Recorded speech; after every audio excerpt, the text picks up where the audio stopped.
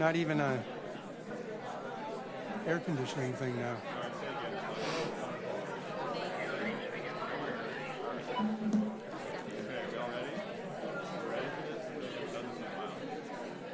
Yeah.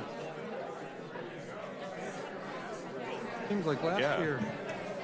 All right, I will call to order the Zoning Board of Appeals meeting for Wednesday, January 14th, 2026.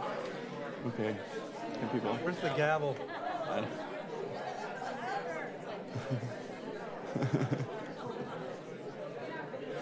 Can everyone just quiet down?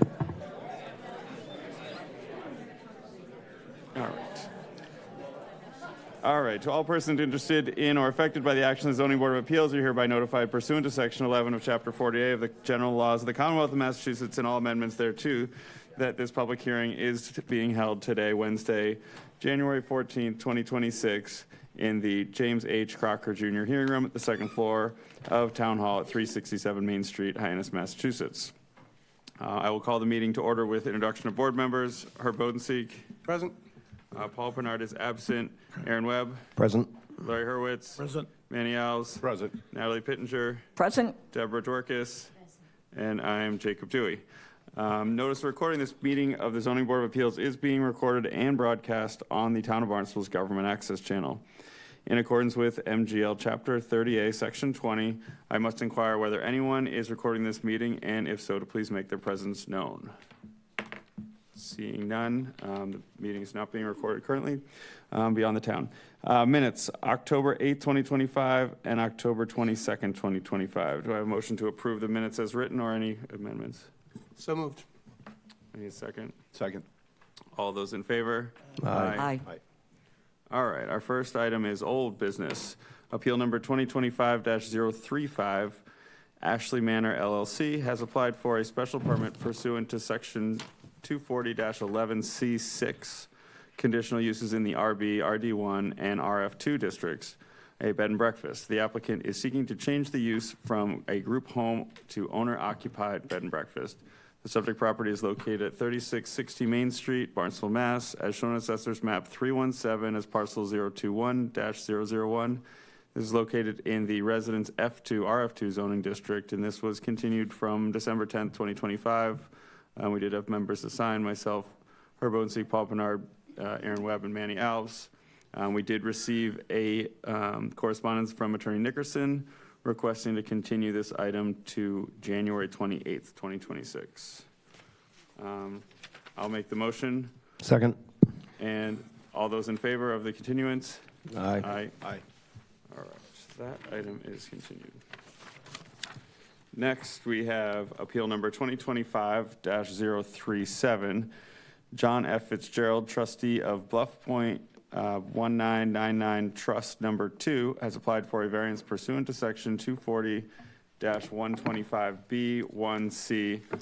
Zoning Board of Appeals variances 240-126 variance provisions and 240-91H1B2 develop lot protection, demolition, and rebuilding on non-conforming lots, floor area ratio. The applicants are seeking relief to permit a floor area ratio of 0.348 or 6,671 square feet, 792 square feet greater than what is allowed as of right. The subject property is located at 124 Bluff Point Drive, Katuitt, Mass., as shown on Assessor's Map as 034 as parcel 070. It's located in the Residence RF zoning district and the Resource Protection Overlay District, the RPOD. So sitting on this would be our regular members, Herb, Aaron, Manny, myself, and Larry. Do you want to sit on this? Sure. All right. 1, 2, 3, 4, 5. All right. Hi, good evening. My name's Kimberly Beelan. I'm with the law office of Moriarty, Beelan, and Gamache. At the time we applied, it was Beelan and Malloy, so you might recognize a firm name change, but it's Moriarty, Beelan, and Gamache. We represent the owner applicant, John F. Fitzgerald, who's trustee of Bluff Point 1999 Trust Number 2. With me tonight is John Day of Blue Hour Design. He's the project architect. Unable to attend is Tim Santos. He was sick, I think, as many people are right now. He's with Merrill, and he's the project engineer. We're proposing to raise and replace an existing single-family dwelling with a new single-family dwelling. The property is a little less than 2 acres, but due to the presence of wetlands, which are significant, they're about 76% of the property, only approximately a half acre, so it's 9,170 square feet is uplands. And so when calculating floor area ratio under your ordinance, you use uplands only. So we're seeking a floor area ratio of 0.348, where 0.30 is required. So thus, we need a variance. It is the applicant's position that the significant wetlands, accounting, as I just said, for more than 75% of the lot, is a condition justifying grant of relief in this instance. The project presents substantial benefits, with which John Day is going to walk you through. We're going to be pulling the structure away from the resource area, installing a Title V compliant denitrification system that will be outside the 50-foot buffer, replacing the original 1977 house, which, hard to believe, is almost 50 years old, and decreasing lot coverage. This owner has owned the property since 1999, so they've been there for 26 years. They're truly stewards of the site, and they desire to replace it with a structure that works for them and their family. So at this point, I'm going to hand it over to John to walk through the project, and then I'll come up and touch on the variance requirements at the end of the presentation. Good evening. John Day from Blue Hour Design. So thank you for the time tonight. And I think Kimberly's going to run us just through some photos and context images if you're not familiar with the spot. As you can see here, it is a large standy point, as the address would outline. The current house is much closer to the bank. We'll be pulling it back 20 feet. It sits 17 currently, and we'll go back to 37. And we'll be reducing lot coverage by taking out impervious decks and impervious material across the site. Currently, the house sitting forward only offers a half basement walkout. And so they do use it for storage from the dock as well as access from the dock and bringing things up from the boat. So by pulling it back, we are able to come in on the first floor, which is important for them as they sort of age in place, and the parking is up above. And then also have a full walkout with daylight to the basement, which is what sort of significantly impacts the square footage add here of about 790. And so here you can see the existing house from 1977. The other concern with it is it's very tall, and it's got a lot of stairs in it and odd rooms, and it's a little bit funky. I think the original owner was a handheld radio operator, and so he has a tall tower-like house, which doesn't really work for them, going up and down stairs and also with a family and grandkids. It's across multiple levels, as you can see from the images. And there's the existing as well. And it's in marginal shape at this point. So their goal is to take it down and move it backwards. And it is a small upland lot, given the size of the overall footage. I believe Kimberly mentioned it's 19,000 square feet of usable lot, but it's over 80,000 square feet total. And so with this, there will be coastal bank reclamation, removal of invasive species, and restoration per an arborist and specialist, as well as whatever conservation requirements occur. We can maybe look at, that one's, sorry, that's rotated. I don't know why. There you go. Great, thank you. So here we have just the existing survey. You can see it's a long, narrow spit. And you can see that the outer, to the right on the page, to the east is the dune. So that's untouched and remains so. And then there's the coastal buffer, which the current septic system and parts of the landscape sit in. We'll be removing that and bringing it backwards towards the driving circle. And removing the septic system from the 50-foot buffer and moving it upland into the existing component of the lot where it can sit without being any closer to the water. We can look at the, and here's the proposed. We've shadowed the house in brown. It does meet the setback requirements as well as the height requirements. It's only area for relief is the square footage in the living space, given that we'd prefer not to have the basement as a crawl space.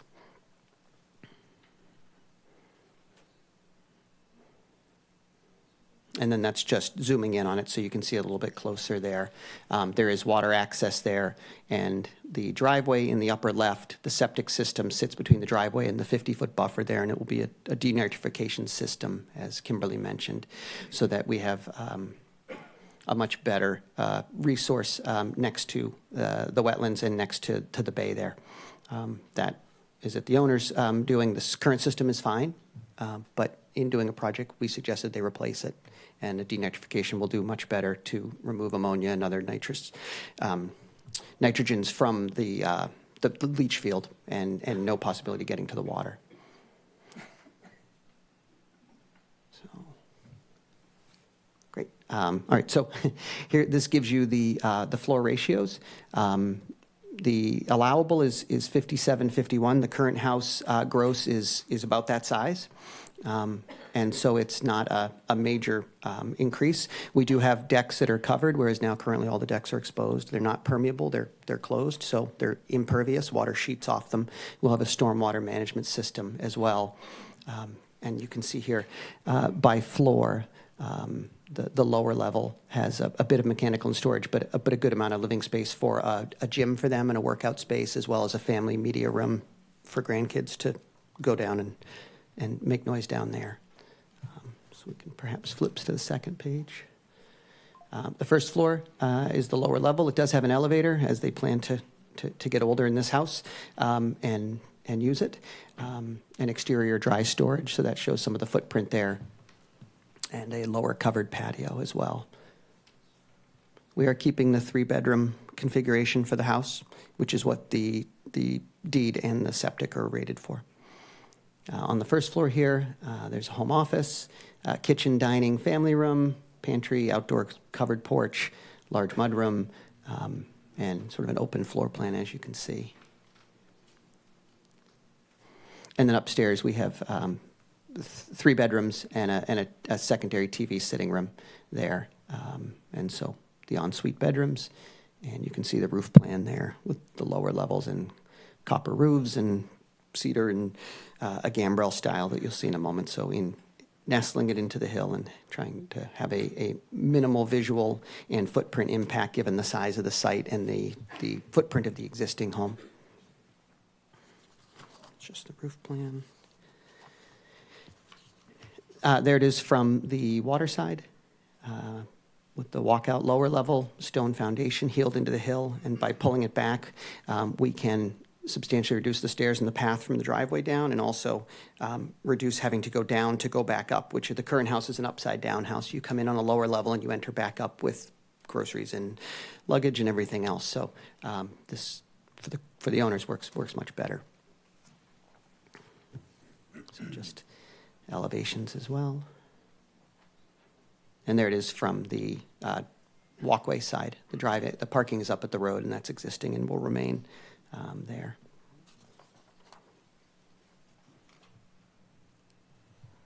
And just some 3D images. So, traditional Cape gabled house with cedar roof, cedar siding, cedar trim. So it will weather into the landscape is the intent. I think that's it for my images, if there are any. Thank you. And I can answer any questions after that. So I did just want to walk the board through the requirements for a variance. So the first is that there are soil conditions that constitute a unique condition. And so as we've discussed tonight, due to the location on Bluff Point, the property has more than 75% wetlands, which significantly impacts the buildable upland on the property. The presence of wetlands is a basis for a variance. In fact, the Mass Appeals Court said that's squarely within the ambit of when a variance could be issued. Here, the floor area requirement is tied directly to the buildable upland, and that's totally derivative of the soil conditions on the site. So the wetlands significantly impact the size of the single-family dwelling that could be built on the site, and as I've said, the FAR is calculated using that upland. Due to the property's location on Bluff Point, the property is unique in that the vast majority is wetlands. The second requirement is that the literal enforcement would involve substantial hardship. That hardship can be financial or otherwise. The floor area ratio requirement today unduly restricts the development of the property for use as a single-family dwelling by this family. They've been on the site, as I said, for 26 years. They're familiar with the property. They know how they want to use the property. And so they're really, I think, as John's presentation shows, very thoughtful about what they're intending to do here. They're intending to age in place. It's a multi-generational use that they're contemplating. And so here, the literal enforcement would impair the ability to construct a dwelling consistent with the trust needs that they've identified really over their ownership of this property. The proposal satisfies all setback requirements, and it actually reduces lot coverage. And there's no discernible impact on the neighborhood due to the large lots that are on that road, and the configuration of the proposed structure, as John mentioned. The habitable space that we're seeking to include here is in the basement. And if you were looking at the front elevation, you can't even see the basement from the road. So really, this is one of those circumstances where there's not going to be any impact on neighboring property owners. The grant will promote the public good, and that requires that finding as to the effect of the development upon other property. Here, the project will enhance the public good. I mean, certainly there's significant investment here in the site, replacing a 1977 dwelling with a cottage-style dwelling that I think is more consistent with the neighboring properties, improving the character, increasing setbacks from the resource areas, installing that new denitrification system, and as we discussed, there's really no impact on the abutting properties at all. The houses in the neighborhood, if you drove down the street, they're large. They themselves have significant setbacks, and the subject property here is at the end of a cul-de-sac. So the floor area ratio variance will really have no adverse effect. And then finally, the variance requirement, the fourth variance requirement is that the grant is in accord with the spirit and intent of the bylaw. And that requires a finding that there's no substantial derogation from the purpose and intent of the bylaw. Here, the variance requested is minimal, 0.348, where 0.3 is required. And the bylaw's purpose is to promote the health, safety, convenience, morals, general welfare, and to protect and conserve values in the town. The variance seeks minimal relief, particularly in light of the corresponding benefits that this project will offer. It maximizes the trust's usability of the property while meeting all setbacks and reducing lot coverage. And the variance will certainly promote the conservation, if not the enhancement, of property values. So for those reasons, we request a variance from the board, and we're happy to answer any questions that the board might have. Thank you. Any board members have questions about the application? I just have one quick question. I didn't see the layout real quick, but on the elevations, there's two structures on either side of the house. Yes. So if you, Almost like I a, can go back. you see what I'm saying on the elevations? yep, and if you, I don't know if it's still up on your screen there, the three-dimension. To the right there is an office, and to the left is a screen porch. So you might see those wings off the main body of the house. There's a home office there that's a little private and quiet, and then to the left is an outdoor porch All right, thank you. with full-time screens. Do we have a height to the ridge compared to the existing from the frontage, from the water side? They're equal and within the 35 feet. I believe it's actually To the they're point. equal. It's not So the taller. ridge is equal and the ridge is at least equal? The ridge is equal, yeah. Okay. Yeah, we stayed under that. You mentioned, I'll go. The number of bedrooms is staying constant, or are we adding one? We're not adding. Okay. 3. One other question, trees, so you guys haven't been to conservation yet? No. Okay. So is there intent to clear existing trees, or the existing trees will all remain?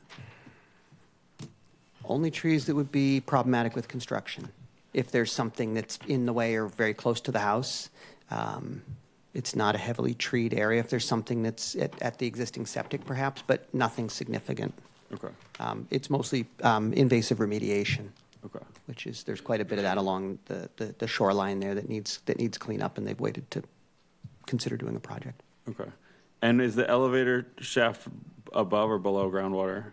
It is above, Okay. and it will only have about a 12-inch pit at the bottom, Okay. and it is above, It'll well be above groundwater, yeah, Okay. the way this site pitches and drains. Okay. And then the other question, maybe for the attorney, So it looks like 128 is also owned by the same trust. It is, yep. So was there any looking at reconfiguring lot lines to put this into compliance? No.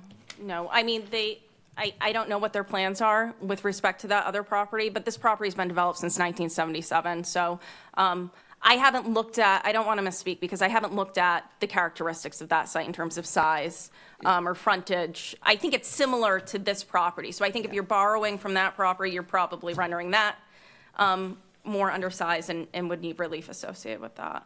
Okay, because that's almost 3.5 acres Yeah, of and size, but I don't know how much is upland or. It's actually quite a bit less usable. Okay. And it has a little sort of mid-modern 60s cottage on it, and there's really very little that could be done over there. Okay. You know, so it's, I think its intent is to remain as is. Okay. And is that on a denitrification system or no, that lot? It is not. It hasn't really been touched much. Okay. Is there an opportunity to connect the two together to a denitrification system? Potentially, it'd be a pretty far pump. That little house is quite a bit downhill and across the property. The existing septic sits in the 50, so we want to move it up closer to the drive so it's not only accessible and serviceable because denitrification systems take quite a bit more maintenance or management. And so with that one, we haven't actually looked at the property, I can't say, but Okay. it is more compromised in its developable square footage than this one because the dune is so significant on that property, so. So you mentioned this, and perhaps I missed it, but the increase in the floor area ratio, what does that do to? You're not expanding the footprint. Correct. It allows us to have we have more habitable living space because it's now a deeper house with a walkout. Currently, the basement is sort of a crawl out, and there's not much down there that's counted as existing living space. It's not a patio or, There's a big deck out there, but it connects from the first floor, not from the basement. I can show you perhaps in the images. It's a crawl out. It's quite low, and by pulling the house back, we use the grade. We can now raise and that the becomes, head height, and that becomes a habitable workout space, better storage. There it is there. So as you can see, it's Yeah. by bringing I it guess the backwards. follow-up question is, we're talking a small space, you could do this as of right, not have to be here. If less of that, what was crawl space Correct. is reduced. Yes. So any consideration given to, Well, given the ability to have the elevator, the storage, the mechanical, and use that space coming up, we did find it, as interesting as it sounds, for a large family and grandkids. They said we'd if this footprint is there, we'd like to consider minor relief for using that space rather than crawl spacing it. and the elevator's new? Yes, everything would be new. Yeah, there's no elevator in the existing house. The existing house is, the stairs go like this all the way up and down it. It's funky. I guess for the attorney, kind of a technical issue, but the definition of the floor area ratio excludes wetlands. Yes, yep, so in So- calculating it, we're, using the upland only. Understood. So the fact that there are wetlands, I guess I'm trying to understand how that factors into, I understand the soil condition Yeah. piece, but the definition is what the definition is. It excludes, Yes, so, but if you were just looking at the property, let's say the 2 acres, you obviously could have a substantially bigger property or structure on the site. So the fact that the soil conditions here, the wetlands are 75% of the property, the courts have said that wetlands condition can be taken into when considering the dimensional requirements. But for the fact that 75% of the site is wetlands, then you would be able to use, you'd have a 2-acre property that you'd be able to develop much more significantly.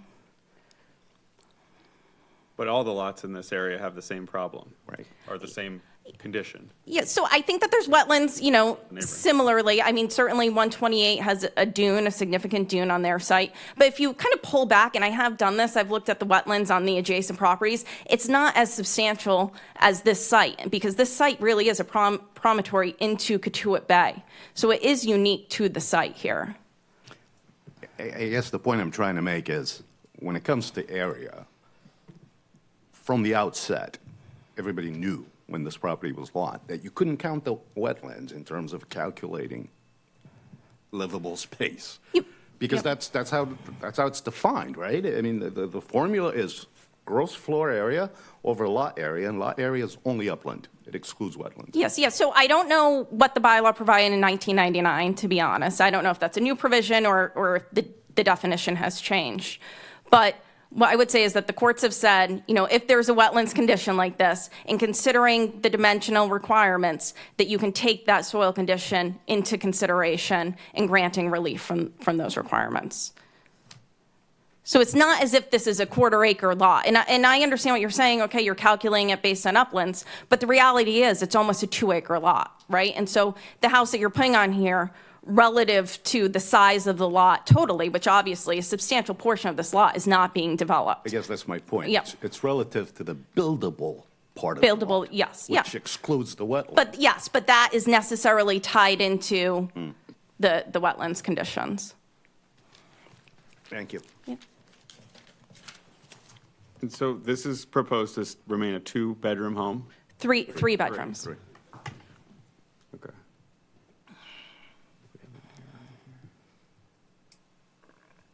In the staff report, then there's an error. It says, it refers to it as a 2-bedroom. Yeah, that's what I thought. Single family One was home. being added, yeah.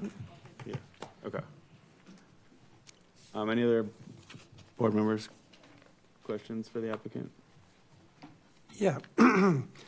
Why does the basement have to be a habitable space? It can't be just storage, which it sounds like that's what it is anyway.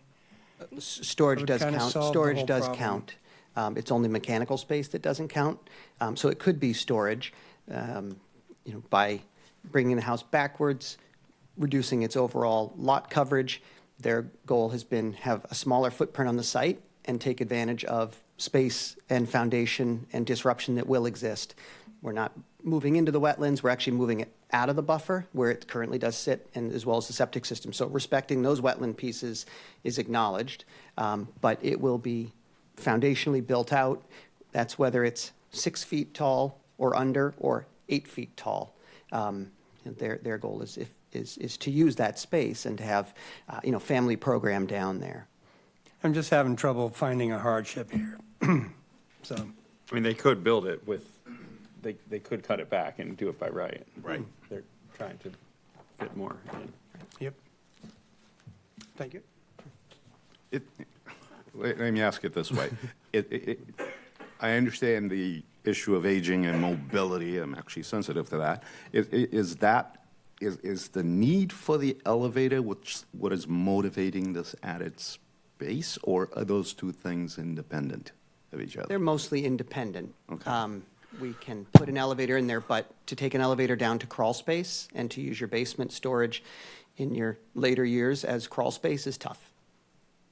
That's a difficulty. Again, back to the hardship. Back to the mobility. hardship. Yeah, I was throwing you a line. Yeah, Back to the hardship question. That is the idea there, is that it's hard to move around a 5-foot basement, and storage and bring things in and out and grow older in this house. And so that was the motivation of it. And, there's a workout space in there, so they'd like to keep in shape as they age as well, but there's also some family space down there. Okay, if there's no more questions, Aaron, do you have anything? No, you're good? Okay. I'm good. So we can open for public comment. I don't believe there was any letters, right? I didn't see any. Is there anyone here that wants to speak to this? Just come up to the microphone and introduce yourself. Okay. Seeing none, I'll make a motion to close public comment. Second. All those in favor? Aye. Aye. All right, public comments closed. Back to the board. The public hearing's still open. Does anyone have any questions or thoughts, or? I have a question. Can you share with us the square footage of that home office piece? Yes. And is there sort of a stairwell, or is it a Nope. same level as the main level? Same level as the first floor main level. Yep. And what are we looking at for square footage? Can pull that Out of up. curiosity. Yeah, we'll pull up the floor plan there. Including the little bump out that leads Sure, to it. Sure. 15 by 15. So you're not going to get there, won't get there either, there by cropping that Not off. by simply lopping off the office, but, so that's, and it's mostly glass, but that would be a desk and a reading room and office. But that is But it's not new 15 by space, 15. that exists currently. This is all, this would all be new Construction. space. I understand, but Yes. the home office, there's one currently in the structure? There is a space they use as an office. Okay. Yeah, it's a little bit sort of out in the open, open area. It's not ideal. Dedicated. Yeah. So my only comment really is at this point is that, again, this is a tough one, right? You guys are making significant improvements to the overall lot by, pulling the house further back, adding in the upgraded septic system, which is obviously important for the area. We're never going to get sewer down there, right, at this point. So, except it certainly does lead us to a challenge of where the hardship comes. And we certainly appreciate the attorney's, opinions on that. I just don't know how we're going to get there and how, with these plans in place, where the shrinkage would come from to make it a by right, build. So I don't know. I'm certainly appreciative of those efforts, and ultimately, it looks like a beautiful home, and I certainly would hate to be the naysayer of it per se. I'm certainly torn, I guess, is where I sit. I mean, again, I wish it was a special permit Of course. situation where we could do that, but it's a variance, and it puts us in a really tough spot. Yep. And you need 4 votes, so I don't know where you're wanting to proceed, but you definitely sounds like you have some board members on the fence. And I have a question regarding the process here. Does an applicant traditionally go to conservation first, or doesn't matter? I don't know that it matters. I mean, if we had necessarily. I mean, conservation approval, would we feel differently? Potentially. No, it's still an ask. ask for a Yeah, I variance understand. that, I get it. you know, Yep. so- I'm just curious if that, They did direct us to suggested we come to you first. Okay, gotcha. Appreciate that. Yep. I mean, maybe because if the size did change, the conservation impact would be different. Yep. Yeah. I certainly buy into the argument regarding the wetland space. Certainly affects this lot. There's no question about that in terms of what the upland and buildable space is. I don't know. I mean, I don't have as big of a problem with variances, I don't think, as some others, but I understand why that is and why folks certainly will wrestle with this as a challenge here. And Well, I guess we're deliberating. The law on this, the two are related. If looking at the wetlands, not just for unique soil conditions, but the hardship also flows from the wetlands. In other words, there's a ton of, clearly if absent or if you even took 5% of the wetlands away, we wouldn't be here. They'd have the denominator in that formula would be quite ample to allow them to build this. So I guess I went back and forth on the issue of hardship, and I found law that speaks to that point, that the condition of the lot feeds into the hardship. In other words, they can't use land they own as basis for having more space to build. 75% of it is basically thrown out in the calculation. So anyway, I too struggle with the hardship question, but I guess I'm closer than some of what I'm hearing. I guess further to that point, the current structure sits within over the so-called buffer line. Is that correct? Some of it does, as well as some of the developed landscape, and the septic also sits over the 50. Yeah, it's tight, there's a few little spots. We're pulling it back and giving it a much wider berth to the waterfront and to that buffer. And so and the septic and so forth, the new nitrogen, was going to be away from that area. Yes, so Yep. the wetlands become a FAR and guiding condition, not something we're trying to encroach upon further than exists, or asking for relief. We won't be asking conservation for relief against the wetlands. They are what they are. So we're first and foremost sensitive to that too. because it is a unique site. That dune is beautiful, so they want to. And when was the original structure built? 1977. The zoning existed then. Sorry? We had zoning at that point. Yep. Of course. Built. No, I mean, it's it wasn't just- it doesn't predate Yep, zoning. no, I get it. I just didn't know when the house was built, that's all. No, that was a good, I mean, especially, I'm just saying that also that there was zoning in place at that point. We see a lot of things that predates zoning. Of course, So but which we is all. probably why it was kept where it was and how it was Sure. configured the way it was. Yep. Zoning's also certainly has changed since Yes. 1977, so that's, I guess the only thing I'd say, and this is what I found in this one case I came across, is that the hardship is not just personal. In other words, it's not just to the owner.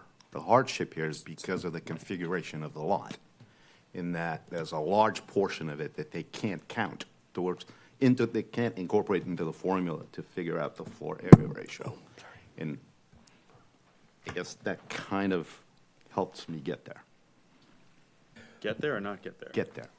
yeah, The lot and itself has hardship, not. the Yeah, applicant. it's not personal to the applicant. In other words, just getting a new, or not getting a new office, a home office is not a hardship for purposes of this, but the hardship flows with the conditions of this lot, in that even though they own a substantial amount of land, they can't count it for purposes of figuring out what the floor area ratio is. Thank you. And the elevator piece, again, I appreciated the line you threw, and not knowing the applicants, of course, and it may not, as of today, become a hardship, but certainly their desire is to remain here, which is, we should all appreciate in some ways that they are, with a rebuild, doing everything they can now to ensure that that can happen. So that certainly, again, not knowing the applicants for sure, whether that hardship exists this minute or not, could lead to, sway me a little bit further, I guess. So do we want to close the public hearing? Would you like us to? Have a straw poll? That's wise. Well, I'll start. I'm certainly in favor of granting the variance at this point. I think I like the idea of the two lots are in common ownership, the 128. So, I mean, Certainly going Getting- to, add conditions, right? yeah, I did the math in my head real quick. I think I'm close to right. It's about 2,500 square feet of not building, but of land that could be just swap. It's not a swap, but transferred over. I'd That have would to be a check lot with the client cleaner. on that before. Pardon? I would have to check with our client before agreeing to that, because that obviously has impacts on the Yeah, property. that one has an odd shape with even less frontage, so taking from it plus the driveway looked problematic, or it solved a short-term problem and created a steeper one next door. We didn't fully examine it because that one has so much dune to it, and they do work hard to protect that dune, that really, I don't think they have intent to develop it, but they just don't know. Because it's far quirkier than this lot. So we didn't go far down that path. I mean, if they had surplus upland there, this would be by right. I mean, if they had surplus, they could take, but they haven't looked at that. I mean, we could have them look at that. Doesn't have much. if we- Yeah, I'd kind of like you to look at that, because I can't remember a case where we've found, because we've had plenty of,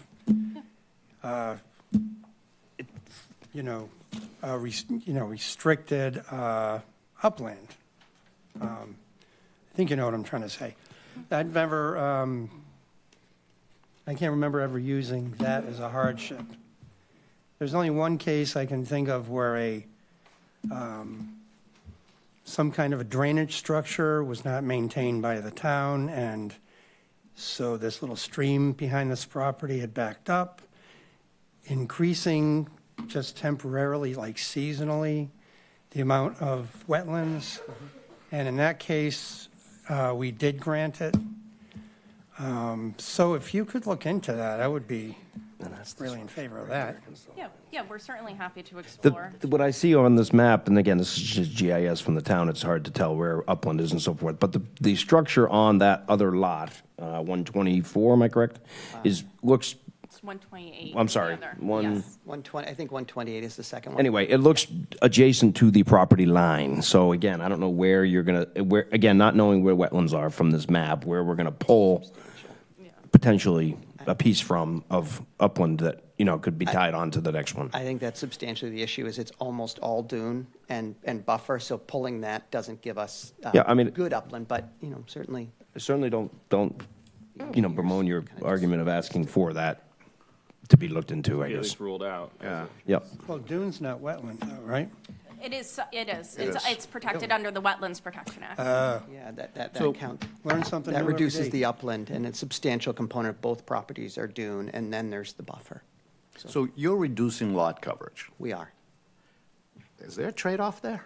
That if you maintain the lot coverage, perhaps you could get Lot before- coverage and FAR they don't meld, so we're reducing impervious coverage, which is a net benefit Yeah. to the landscape and to conservation. It doesn't add square footage opportunity for us. I got you. Okay, so I think it sounds like we have Herb on the fence. Maybe Aaron could be convinced. I'm pretty much convinced already, Larry. but And so that leaves Manny and I guess. I mean, for me, it's how we come to justify our three prongs to me, and we haven't presented that yet. So it's just going to depend to me how strong someone feels they can present that in a way that stands. So I don't know if Manny, you feel like you've got a good stab at that. The only one that troubled me was the hardship, because instinctively I came into it thinking, where's the hardship? I mean, they want to build a nicer home, but these rules are what they are, where nobody's entitled to a variance as a matter of right. But the more I looked into it, I realized that I was thinking about it in terms of hardship to the owners. But hardship can also be arrived at by looking at the nature of the property. And this is such that 3/4 of it can't be counted for this. And I get there. I think I can get to finding substantial hardship in this case because of these unique facts.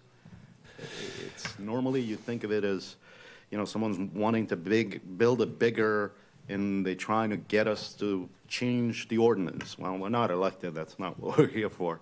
But that's not what this is. I think, first of all, it's modest, the request, and I do think that there's hardship created by the configuration, upland versus wetlands, within this lot.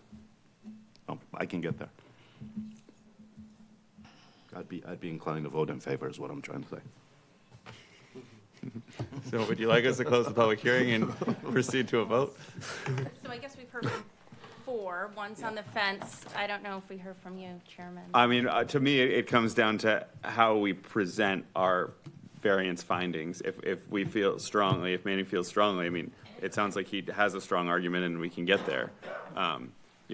We can't just read off the three prongs. We have to show that we met Oh, yeah. them and met each Sure. one. And so, as we always try to justify how we got to each of the three. So if Manny can present that, I can get there. All right, so let me just try, tell me if you agree. I mean, clearly there's unique circumstances affecting this lot. Now, it's not unique to this because there are other properties that have wetlands in it. I think the proportion of wetlands as a proportion of the total lot is unique to this.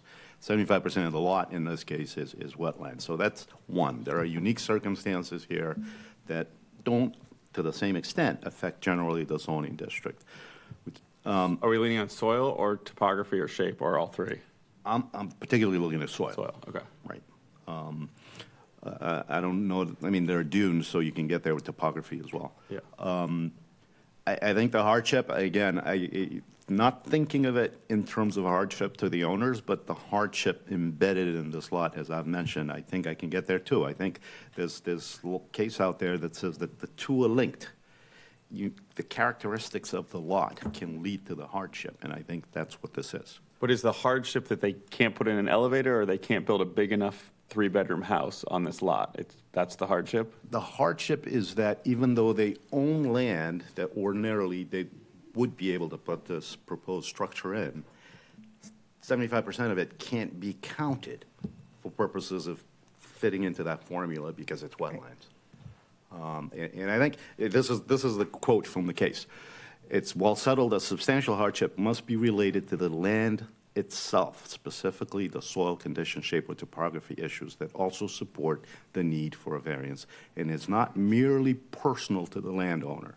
That convinced me. It's not that the owners will be incurring some sort of hardship by not being allowed to build this, but that this lot itself is encumbered in such a way that it presents a hardship.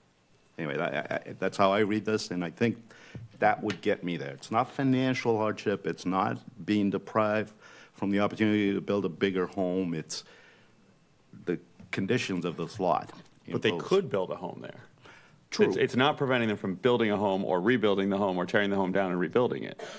It's just preventing it from being a specific size, right? Right, but relative to the size of the land they own, absent the wetlands, they can't build what they're proposing. I get where you're going, okay. Anyway, Yeah, no, I get I where thought you're that and I think the third one, which goes to desirable relief may be granted without substantial detriment to the public good. I mean, there's no opposition. Yeah, there's You know, I don't think we're derogating the intent of the purpose of the zoning ordinance here, because these are unique facts. Anyway, So would you like us to go to vote? I think I can get there. All right, so I'll make a motion to close the public hearing, no more comment. Second. All those in favor? Aye.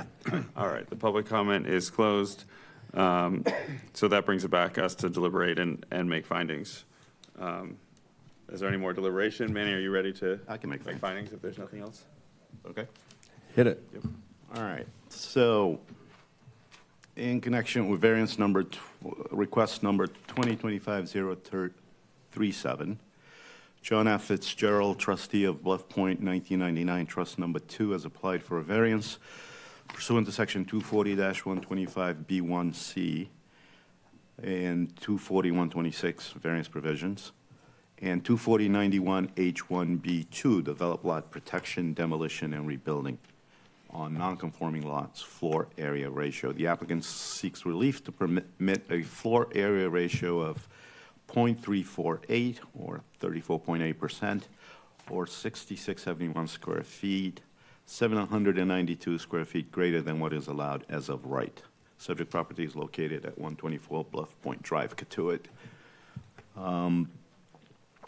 Based on the evidence presented, I find that there are circumstances related to the soil and topography of this land, in this lot, that especially affected and do not affect generally the zoning district in which it is located, certainly not to the same extent. I also find that a literal enforcement of the provisions of the zoning ordinance would involve substantial hardship, in financial or otherwise, and it's not financial, it's on the otherwise part of this, because I do think that the conditions of the lot are such that they lead to hardship because it limits the owner to the type of structure they can build, because a substantial portion of the lot cannot be counted. 75% of it cannot be counted for purposes of determining the lot area, which is the denominator on the floor area ratio calculation. I also find that desirable relief may be granted without substantial detriment to the public good and without nullifying or substantially derogating from the intent or purpose of the zoning ordinance. There's been no comment or any objection to the proposed project, and I do think that there are unique facts here, so that we would not be substantially derogating from the intent or purpose of the zoning ordinance. These facts are unique. So those would be my findings. All right, so we need a second on the findings. I'll second that. All right, all those in favor of the findings? Aye. Aye. I'm opposed. Opposed? Yeah. Abstentions? And so we have 4-1. The findings pass, and now Manny, you need to move to grant the variance. Before the condition. With the conditions. Yep. So there are conditions listed on the staff report dated December 18th, numbered 1 through 5. Have you had a chance to review those? Yes. Yep. Those acceptable? So I guess two of my concerns here are, one, we're 3 bedrooms. Are we restricting it to 3 bedrooms? Are we restricting it from being expanded into an ADU? Again, like, remember, variances follow with the land, so it's not necessarily this owner that Well, has their intentions. I think number 3 says this will be full build-out of the lot. So I think any further expansion would require them to come back. Your point of Conversion your to an point of ADU. Your point of conversion, though, Yes. Yep. It's fine. is that something you would want to add? I don't know, it was that, and then the other thought was, there's an office there. I don't know if we're allowing home-based businesses here in this office-based district. So I think it's just a home office, but. Yeah, But if you want to add the ADU language explicitly, that's fine. I think it would just be without coming back to the board. Sure. So that if in the future, as our state laws change and local zoning changes, it would come back here. Mr. Chairman, does number 2 sort of protect us from that, given the fact that the plans submitted certainly show just 3 bedrooms at this point? I don't know. I mean, Well, it's use more than anything. I think Yeah. that's what I'm hearing. Okay, you say, yeah, I got right? you. so I think it would be just number 6, that no ADU could be built on the lot without coming back, or exist on the lot without coming back to the board. Sure. All right, so, With yep. those conditions, I guess I would make a motion that we approve the variance. Second. All those in favor? Aye. Aye. Opposed? Aye. Abstentions? None. I'm glad you got your 4 votes, though. Thank you for your time and, All right, thank you, and guys. thoughtful I don't- Yes, consideration. thank you very much. Appreciate it. All right, we have one more pre-event before the main event.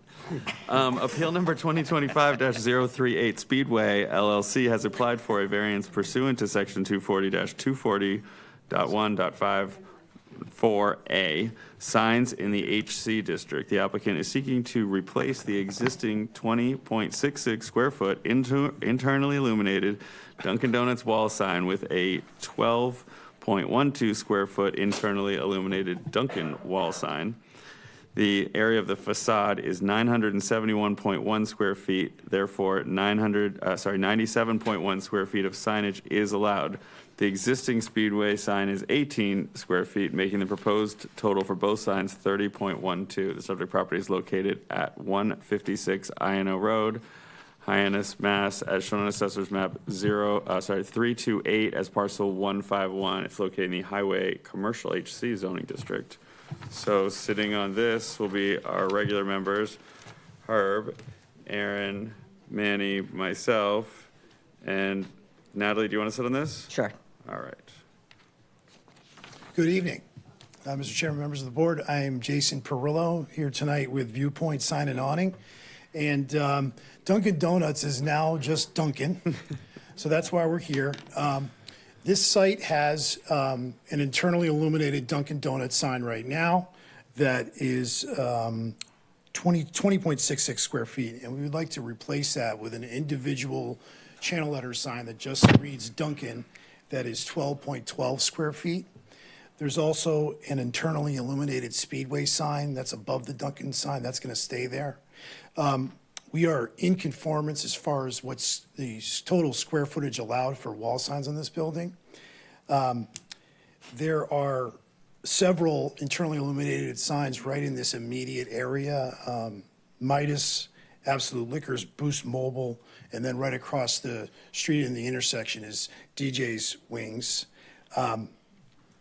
So this is a reduction in square footage. Like I said, we're just trying to replace the sign with, another internally illuminated sign. So that's really the only reason why we're here, is to ask for that, allowed to have that internal illumination. There's also a existing internally illuminated freestanding sign for Speedway and Dunkin' also on the site. And I'd be happy to answer any questions you have. So there's an ordinance that says that in this area, internally illuminated signs are prohibited. I'll stop. How did you get yours approved? The permits for those existing signs are old. I don't know when that part of the ordinance went into effect. It's possible that they went up before then, but there were permits issued for the freestanding sign. They even replaced the panels. They got a permit to replace the panels on the freestanding sign that's internally illuminated. So the building department has issued permits for these signs. It's not that these signs weren't permitted. And like I said, there's other internally illuminated signs in the immediate area that are definitely not that old. Like the Midas signs are definitely not that old. Boost Mobile's definitely not that old. So, you know, we're in character with the neighborhood with this, you know, like I said, and we're actually reducing the impact because the sign's so much smaller. And it's even illuminated differently because the sign that's there now is almost essentially like a cabinet, like the whole thing lights up, there's white, and now it's just the individual letters. So it's a very subtle sign. I mean, this just goes to where we are with our sign code, which we need our town council to fix our sign code. We're looking at an ordinance that says these things are prohibited. I appreciate everything you said. You're reducing the impact. You're Yeah. actually going to a smaller sign. better. It's sort of like, I mean, I don't know. this one. I don't know what to do with this one. I don't know what. And I was hoping there was, we looked internally to see if there was a variance that got approved at some point that permitted your sign in particular to be installed. And maybe you're right, maybe at the time, I don't know if it preceded this provision or, but it doesn't seem to be an approval anywhere authorizing the current sign.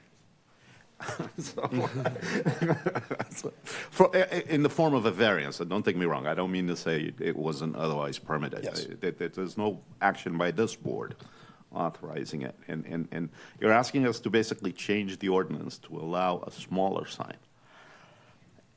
I mean, it sounds right, but. Yeah, it's the not what the mechanics of ordinance it here. says. It's not the ordinance. Yeah, The the Dunkin has it. the new one. One on, they went. West Main. No, 28 and Pierce's. Ah. They have it. I don't know, it's, I don't have to do I with don't. this.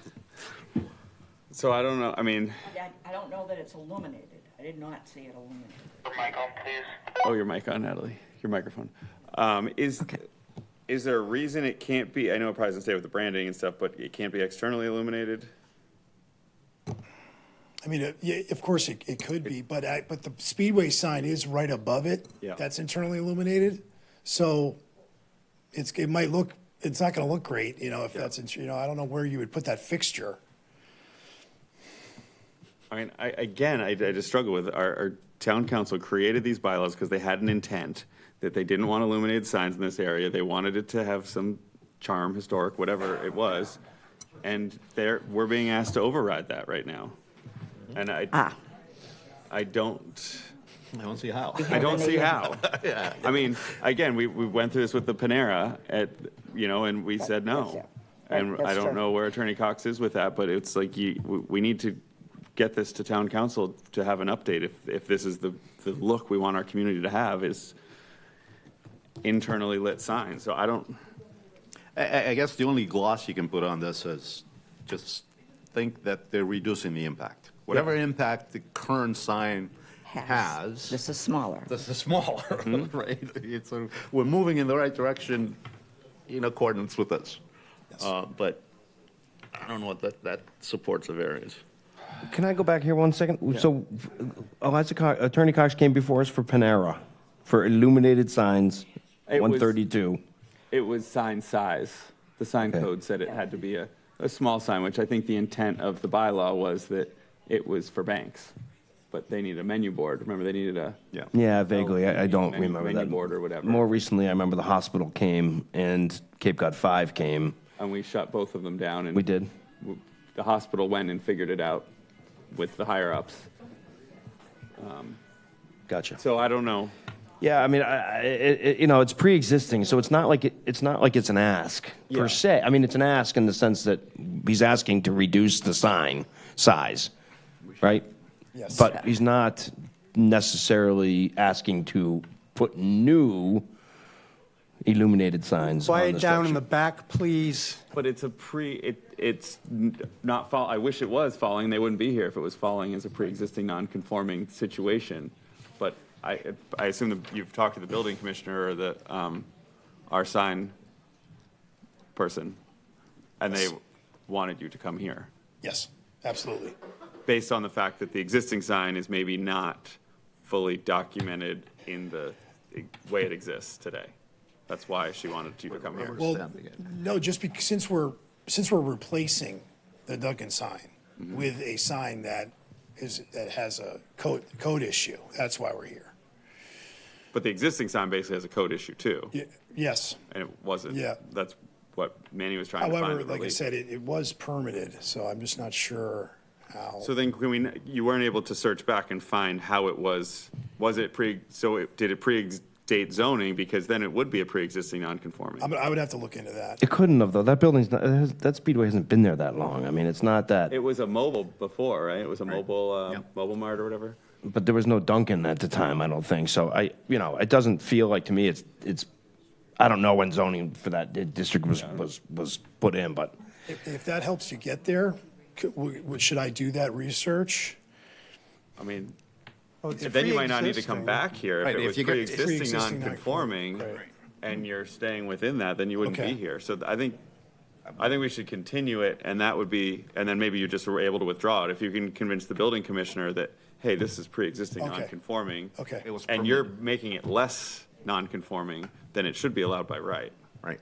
Okay. But I assume someone maybe told you that it wasn't. Yeah, Yeah, I'm not sure if It has to be research was legally done. pre-existing. You have Yeah, to, okay. have some sort of. I got you. Unless it was way before any zoning, and then it would just be that it existed back then. so can I make a motion to continue this? I would Are second. you, applicant, you okay with that? Yes. Okay, so I make a motion to continue this till, what do you want, a month? The 8th, we're in Zoom land, so you wouldn't have to come here. if, Sure. You know, Yeah, we can definitely get it done by then, I would Okay, believe, yeah. so I continue this to, January 28th. The 28th has 6 items on it. so let's back it to the following, February 11th. Okay. 11th. Anna, is that okay? That's in person. I believe so. I think that'll be the Yes. continuation. I mean, You- hopefully he's not coming back. Yeah, I know, I before, understand he's that. able So to just send a it really, it's up to you. withdrawal Do you letter. want to wait, you want to be in Zoom land in end of February? You want to wait that long, or you probably want to get, I mean, hopefully you're going to get it resolved. Yeah, well, I think we should do the 11th, Okay, in person. yeah. Okay, so I make a motion to continue this to February 11th. I'll second. All those in favor? Aye. Aye. All right, very much. so it is continued. Thank you. Appreciate it. All right, do we need to take a 5-minute break, or? Yeah, we should. Hate to give them that Okay, advice, but it's 8:03. We'll take 5 a minutes. 5-minute break, and then we'll be back. yeah. Hey.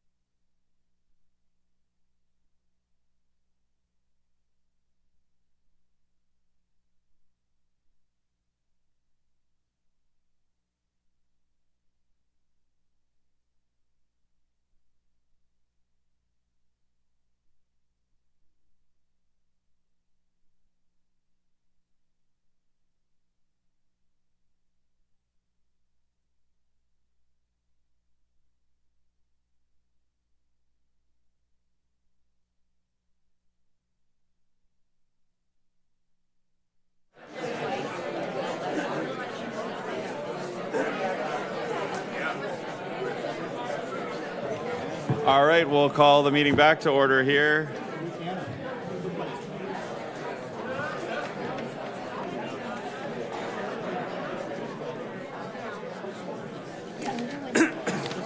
Yes.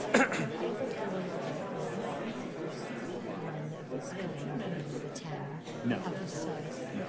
I mean, the small ones I saw with We have, 10 rooms. yeah, I 12 mean, it's been a rooms. while since we had a This is big one. like- It's been a while since we had. And I didn't see when it was actually house size, that was like, accessory, councils. Well, yeah, the little, the small ED things, yeah. But we've had some, like we had one in Kachua probably a year and a half ago, maybe it was like 16 units, I think. But we haven't had a really big one for quite a while. There's more in town than you realize. All Settlers Landing, there's a 40 people. Oh, right, I went to go look, and there's actually a subcommittee. Yeah. Camps on it. Yeah. That's another question, there's new calculations that I was really just looking at Yeah. this as a first. No, we've had them. And we don't get, they're not, they come through us and they're gone pretty quickly too. We'll get through it. We'll all learn a lot. All right, are we ready? All right, appeal number 2025-025, Great Marsh Development LLC has applied for a comprehensive permit pursuant to MGL Chapter 40B, Sections 20, 21, 22, and 23, and 760 CMR 56.00 at SQ. I don't know what that means. The applicant proposes to develop an affordable housing community on 6.764 acres called The Homes at Centerville Cove.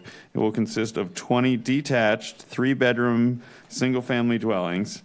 The residents at Centerville Cove will consist of 36 rental units in one building with a mix of 2- and 3-bedroom apartments. The subject property is located at 39, 51, 61, and 75 Great Marsh Road, and 195 Finney's Lane and 40 Richardson Road, Centerville, Mass. As shown on Assessor's Map 210 as parcels 124, 125, 126, 134-003, 134-004, and Map 209 as parcel 020, respectively. They are located in the Residency RC and the Highway Office HO zoning districts and the Resource Protection Overlay District, the RPOD.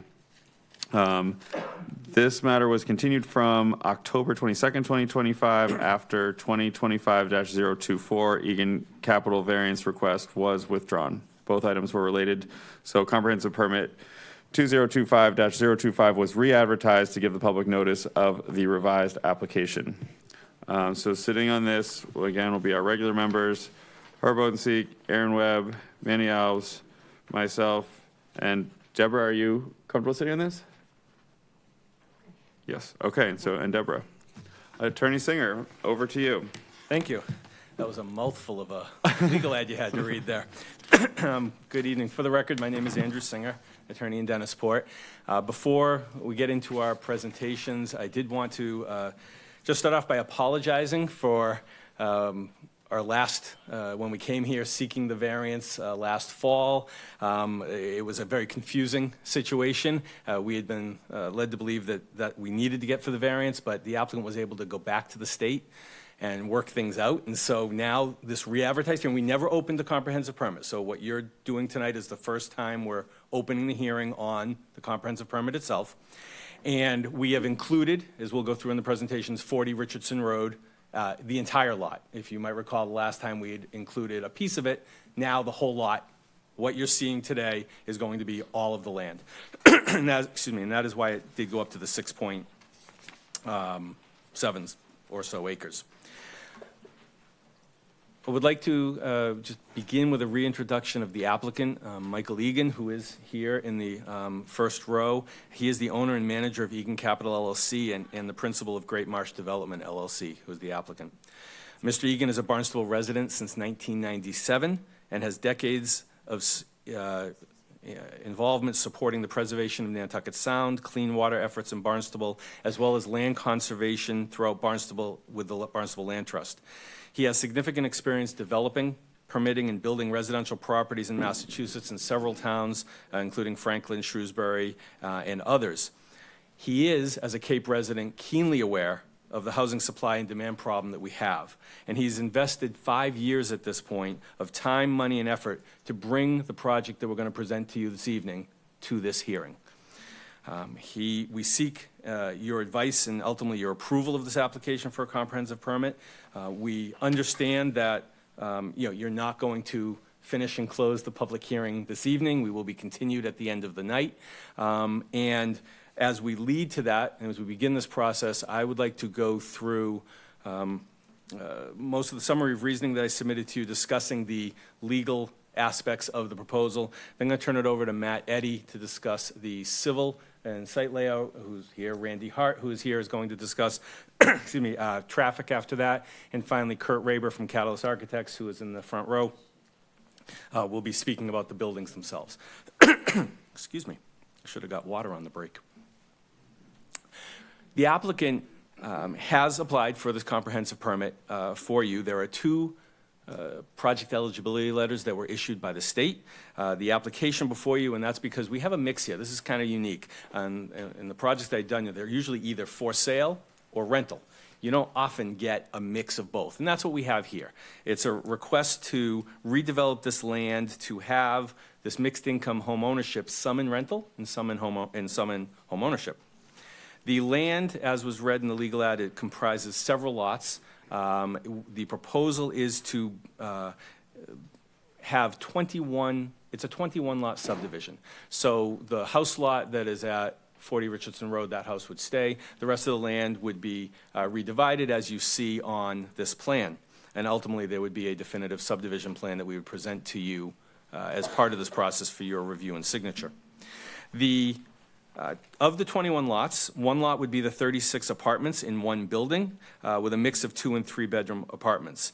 The 20 home ownership lots would be a mix of 3- and 4-bedroom single-family homes, and they would be detached on their own lots, as you'll see as we go through the process. The property, the zoning districts are RC and HO. We're also in the RPOD overlay district. The property is abutted by several different uses: a memory care facility, the town-owned parcel where the sewer pump station is, and several single-family residential lots. The homes, the for-sale homes will be either ranches or capes. The apartment building will be 3 stories. The entire project, including the Richardson Road house, will be connected to the town sewer, and a new roadway, as you can see on the plan, and as will be discussed, will be providing access from Great Marsh Road. There will be a gated emergency access from Finney's Lane, and the house on 40 Richardson Road now will maintain its driveway, and there will be no vehicular connection between that house and the main lot. So what you see on the plan, the entrance and the exit for this subdivision is going to be on Great Marsh Road. You'll have the emergency access on Finney's Lane, and again, there'll be no vehicular access out to Richardson Road from this proposal. The Richardson Road house, however, will be connected to the sewer. So it will be part of its Title V system will be taken offline, and the property will go onto the sewer. There will be 78 parking spaces for the apartment building, and each of the houses will have their own driveway. In the interest of time, I will let Matt will discuss the site layout more closely, and Randy will discuss the traffic more closely, and Kurt will go on to the buildings. As far as the legal side, why are we here under the comprehensive permit? It is, as you know, a law from 1969 to enable deed-restricted, in part, with percentages, affordable housing to be built in the Commonwealth. And what the applicant is proposing, and he would be entering into an affordable housing restriction with the Massachusetts Executive Office of Housing and Livable Communities, that's the successor to DHCD. The proposal before you satisfies and will satisfy the Chapter 40B requirements. Regarding the rental housing part, a complying minimum of either 20% of the units will be affordable at 50% of the area median income, or 25% of the units will be affordable to 80% of the median area income. This is because the subsidy program that the state will ultimately approve the project under hasn't been selected yet. There are different funding mechanisms, and each mechanism has their own requirements for AMI. So what we're presenting to you is what could be, depending on the final funding program, but they will be compliant with the requirements of whatever that program is. So those are the rentals. As far as the deed restrictions on the houses themselves, that will either be a minimum of 25% of the homes at 80% AMI or 50% of the homes will be affordable with 5 of them at 80% AMI and 5 of them at 100% AMI. It does get a little confusing because of the Commonwealth Builders Program that they're looking at. If they go that way, that is different than some of the more traditional funding that you see on 40Bs. So there is a little bit of a complexity there in the either ors, but those will it'll be one of those. As far as the deed restrictions on the rental units, the affordable rental units, will be in perpetuity. Depending on the program for the funding, again, the deed restrictions on the affordable for sale homes must sunset no later than 30 years in order to comply with the Commonwealth Builder construction financing. We can discuss that more. I just wanted to present all of the information to you up front. I know there'll be questions, more questions as we proceed. The applicant submits that these homes and apartments are going to serve an important housing need in the town of Barnstable. As set forth in the Barnstable Housing and Community Development Program webpage, the program's goal is, quote, to renew and strengthen neighborhoods by encouraging livability and diversity, and by encouraging affordable and workforce housing opportunities through the town. One of the housing strategies in the town's newly adopted updated housing production plan is to pursue the creation of affordable year-round housing on vacant and/or underutilized land. The housing goals in the housing production plan are further noted as being consistent with the state's comprehensive permit regulations to provide, quote, a mix of housing types consistent with local and regional needs and feasible within the housing market in which they will be situated. In the town's letter to the state at the project eligibility letter phase, the town also wrote that, the planning department wrote that the town was interested in seeing a mix in types of diversity of units and bedrooms. So what the proposal before you this evening is trying to address that, where you have rentals, you have for sale, you have a different number of bedrooms in the homes and the apartments. Finally, as part of Chapter 40B, the Commonwealth of Massachusetts has set a goal that each community would have 10% of its year-round housing stock as deed-restricted affordable. Barnstable is right now at 7.15%, so just a little ways to go to get up to the 10, but this is also, the project before you is consistent with the state requirements and that goal. For a comprehensive permit review, you sit in the stead of all local boards. And in this case, local boards include the Cape Cod Commission. Under state law, the Cape Cod Commission is a local board for purposes of 40B. So you are not just the Board of Appeals tonight in this process. You're the Planning Board, you're the Board of Health, you're the Conservation Commission if we had any wetlands regulations, and you're the Cape Cod Commission. So there's an awful lot on your plate that you are going to be balancing and weighing as you go through this process. The applicant has to prove 3 things to be here before you. You have to have a project eligibility letter from the state, which we have submitted 2 of them to you. You have to control the site. We've submitted the deeds. And you have to be a nonprofit organization or what's called a limited dividend organization, which is what the applicant will be. So the criteria for us to file and be before you have been submitted, and that's why we're here. The legal standard under 40B is different than Chapter 40A. For 40B, you're looking at whether the project is consistent with local needs. That's the language in the state law. And you're allowed to approve a project with conditions, and there are always conditions, but you approve a project with conditions if the conditions do not render a project uneconomic. And these are defined terms under the state law, court cases, but that's what you're looking at. You're balancing all of those hats that I just told you you're wearing. You have to balance all of that with that standard of, is the project consistent with local needs in a town where we're under still 10%, and are the conditions that you ultimately craft, would they render the project uneconomic or not?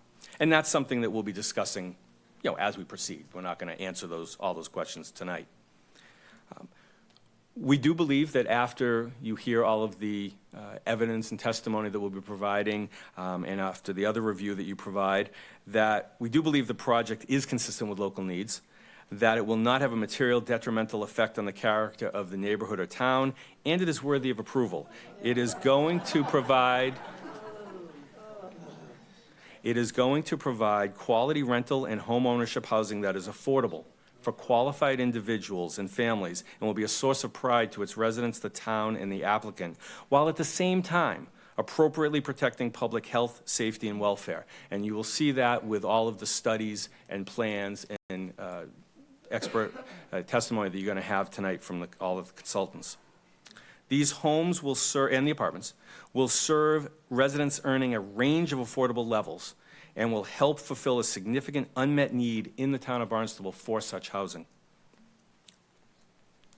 The dwellings themselves on the 20 house lots will be like any others. They'll have a house on it. They'll be limited to the number of bedrooms that you approve on the plans. They may be able to put a deck or a shed or what on the future, but they will be like any other single-family lot. The applicant has, prior to coming to you this evening, has met with staff at the DPW, the Fire Department, the Planning Department, and informal site plan review. So we have reviewed the plan with several different groups in town. We've also been having ongoing conversations with the Fire Department and the Water Department. This property is centrally located for employment, education, shopping, business access, and public transportation. We will be connecting to the town's sewer and any and all Title V septic systems that are there today, and there are a few, will be discontinued. There is municipal water and other utilities. All stormwater runoff will be contained on site. There's going to be landscaping, fire hydrants, all of the handicap, visitable, sensory impaired units that need to be provided will be provided. And this is going to provide residents and families who could not otherwise afford a local home option to remain in their community. Now, as part of a 40B, the law authorizes an applicant to request waivers from the board for certain provisions of the bylaws and any health, whatever bylaws they might be, that cannot be met and otherwise achieve the goal of having affordable housing. Now, the number one waiver that you always have in a 40B is density, because if someone didn't need more density than otherwise was allowed under zoning, we would never have a 40B.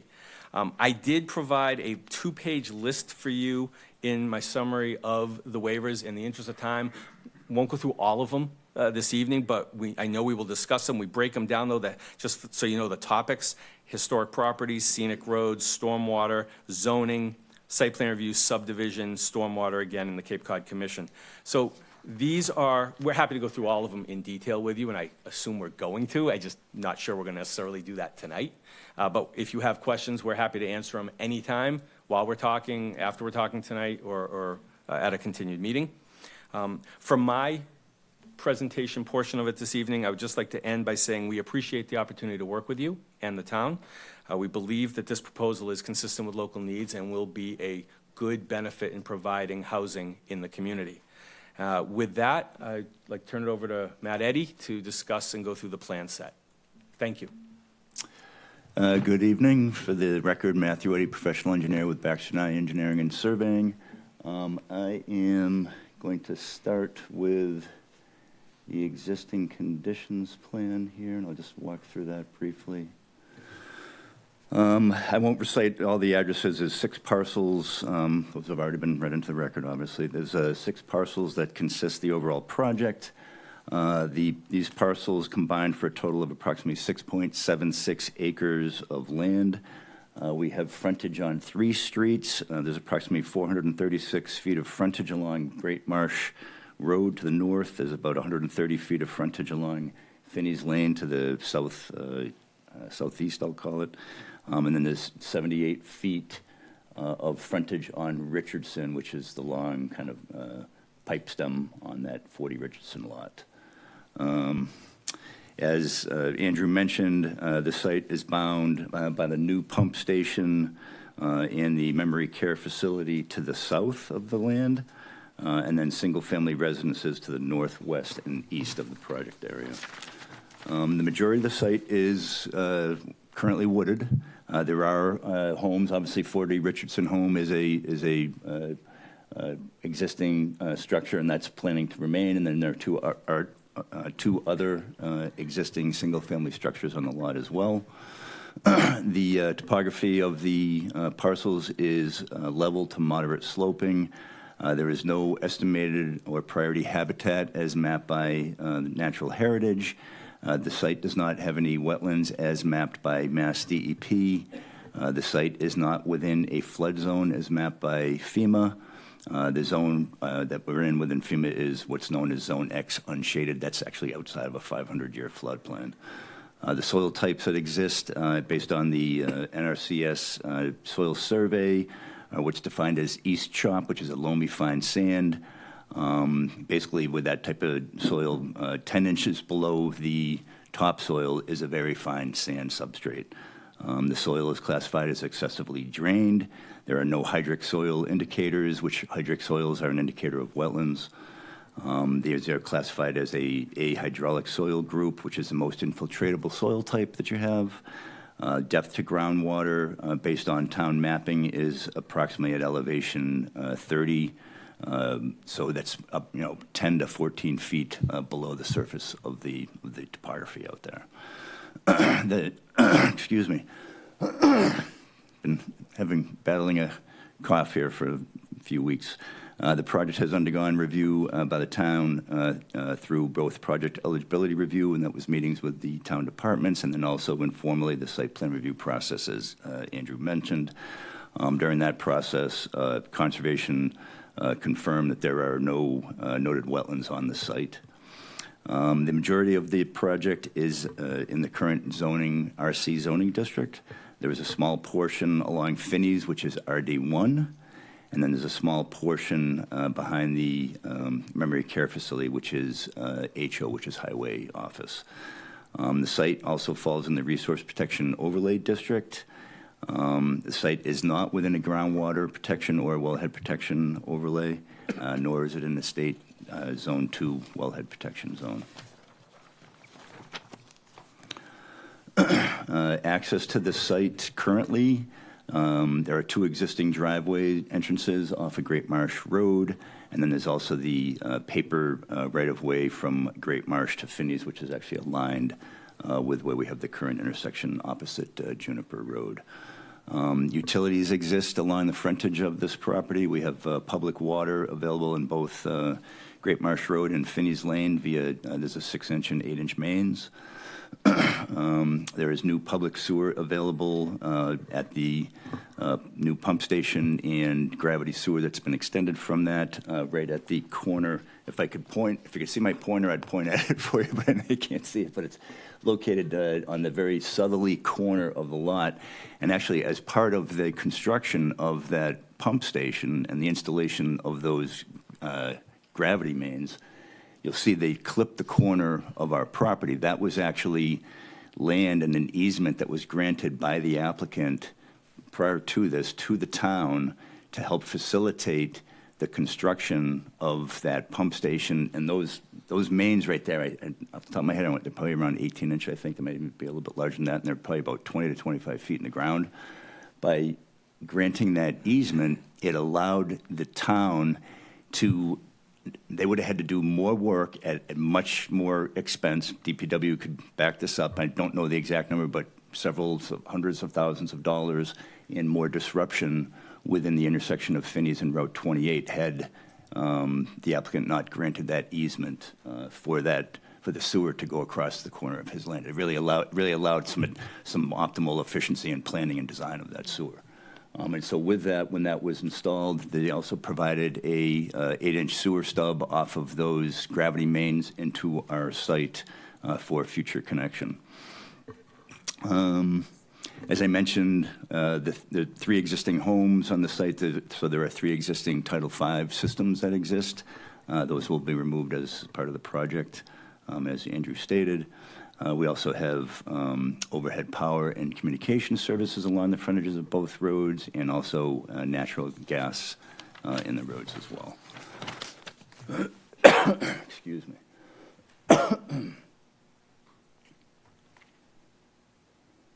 Sorry, bear with me here. It's moving a little slow.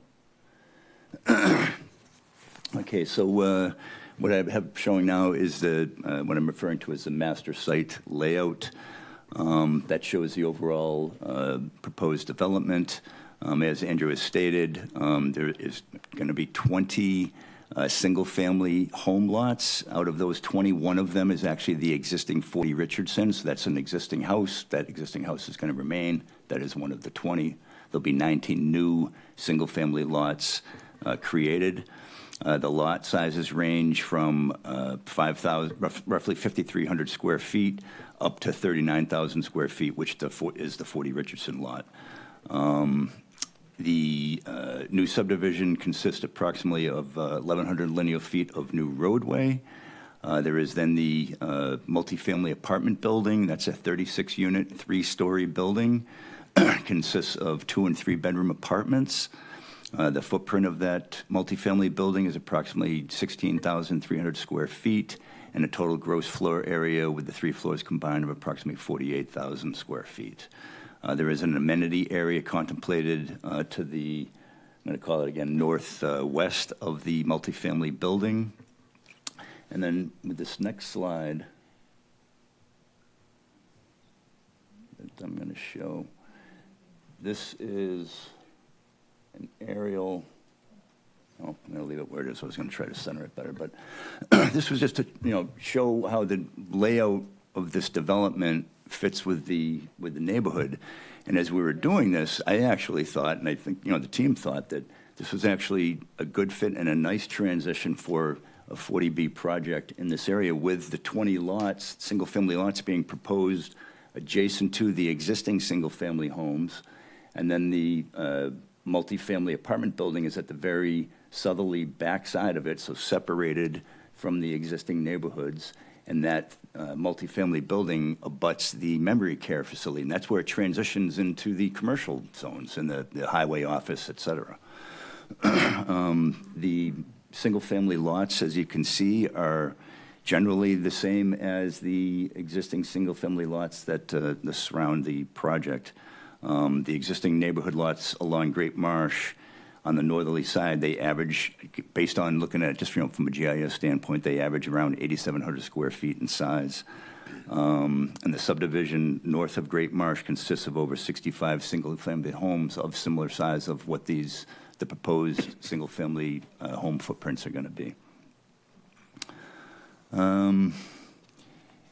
As far as lot setbacks, those are identified in the zoning table. We're proposing a 20-foot front setback and 10-foot side and rear setbacks. I won't go through it in detail right now. I can later.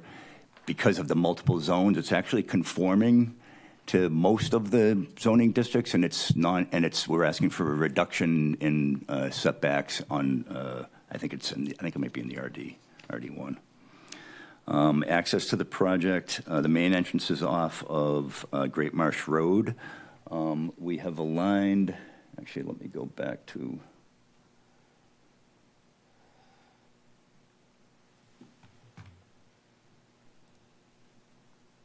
We have aligned the main entrance road here. We've aligned that opposite of Juniper Road. As you're probably familiar and you've heard on different projects, you typically, from an engineering design standpoint, you want roads to align with other roads. From an intersection standpoint, you don't want a slight offset. If you do have an offset, it needs to be a minimum of 150 feet. If we were to offset that road further to the east, you'd then be coming in and you'd be having lights that would be going into some neighbor houses on the opposite side of Great Marsh Road. So the alignment of that road was cited there for those reasons. There's adequate site distance that exists also. And again, just if you look at the existing conditions plan, that original paper right-of-way that was proposed there is actually in that alignment.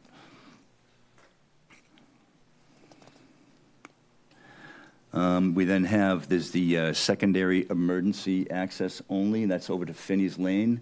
Again, this project only needs one entrance, but from an emergency standpoint, as again, this board I'm sure is familiar, you'll hear it in different projects, when you can, we provide a second emergency access only. So it's a gated access that is only accessible by the fire department or ambulance if needed. And that's only needed, they wouldn't typically use that. It would only be used if, let's say, which would be very probably unlikely, but you cover it. If there was some type of incident at the intersection of the main road on Great Marsh Road and another incident inside the project and they couldn't get in there, they can utilize that emergency access road. That's what the reason that is there. It's not meant to be a regularly used access point. As we show in the turning template plans and was reviewed through site plan review with the fire department, this does not want to scroll very well. The circulation for the tower truck, for COM, and for the Hyannis Fire Department as well. We show that the turning template movements for the tower truck are accommodated with this layout. And going through site plan review, COM agreed with that as well. Parking on the site, the single-family lots will have their own private driveways so that you will have parking on their lot. Obviously, from a subdivision standpoint, we're just showing the individual lots. We're showing just a typical footprint out of the two home styles that were submitted in the package that Kurt will probably touch on. Just to show how the house footprints would generally fit within there. That layout there isn't intended to be a detailed site plan layout for each individual lot. There's obviously going to be a driveway, there's going to be utilities for the connections to water, to sewer, to electric, et cetera. The multifamily building, based on the unit count under zoning, requires 59 parking spaces. We're providing 59 parking spaces, so there is no relief being requested or waiver requested from parking under the zoning ordinance. We're including 4 handicap accessible spaces where 3 are required. We're providing 8.4% of interior parking landscape ratio, so that is slightly under the 10% that was a waiver that was requested. From a pedestrian circulation standpoint, as going through site plan review, we addressed the comments at that point in time, and a sidewalk is proposed from along Finney's Lane from where the emergency access is out to Route 28 at the crosswalk that's located at the lights at 28. And that was based on the request of DPW as we're going through informal site plan review. There's a screened dumpster refuse area for the multifamily use shown on the plan. A landscape plan is provided. There will be screening around the multifamily parking to screen that from the single-family lots. Parking lot trees are provided. There's landscaping that will be provided at the project entrance, and existing perimeter trees will be saved where possible for vegetation buffering.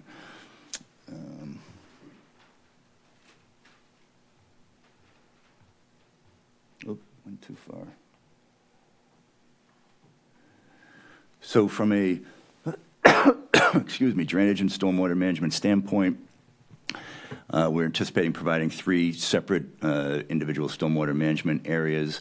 The stormwater management design will meet Mass DEP stormwater management policy. We're providing vegetated rain gardens for pre-treatment.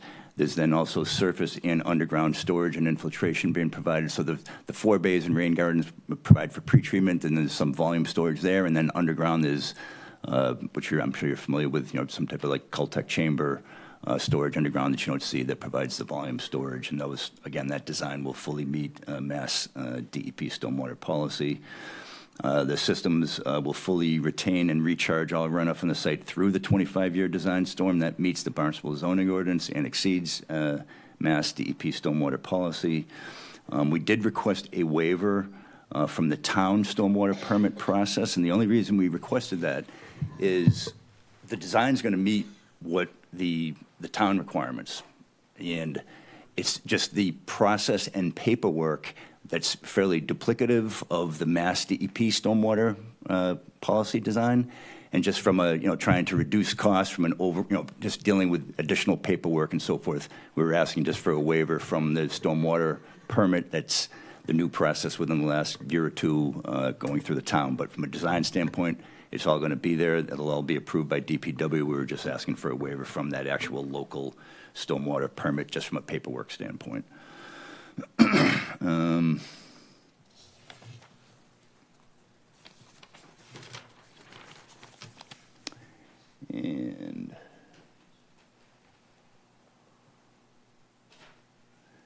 And from a utility standpoint, we're proposing a new 8-inch water main throughout the development. That'll be looped connection from the existing main in Great Marsh Road, and then that will loop and connect over to the main in Finney's Lane as well. That actually provides, it helps with the overall water system and overall water flow. It helps with the reduction in head loss and actually provides with better flow so that you don't create dead ends with water mains, et cetera. 2 new fire hydrants are proposed within the project. If we need to add an additional one based on review with, with COM and DPW, we will absolutely do that. We'll work with them with the final placement of the hydrants. And then there's also domestic and fire services to the multifamily building, so obviously that the multifamily building will have a fire sprinkler. The sewer, which I touched on from the existing condition somewhat, the sewer will be a new 8-inch sewer extended through the project. It'll be via all-gravity sewer. This has been reviewed with the town, with DPW, through the informal site plan review process. The capacity is there. The design flow for the project is up to 17,380 gallons per day based on the unit count and the potential bedroom counts of it, that are anticipated. And then as I mentioned, the existing septic systems will be removed and abandoned properly that exist. That includes 40 Richardson, which will be connected to the sewer. And then again, new electric and communication will be brought into the development. That'll all be underground. There will be no overhead. It'll come in off of the overhead at the frontage and then brought in underground. So with that, I'm going to turn it over to Randy. And obviously, once everybody's done, we're more than happy to answer any questions that you all will have. Thank you.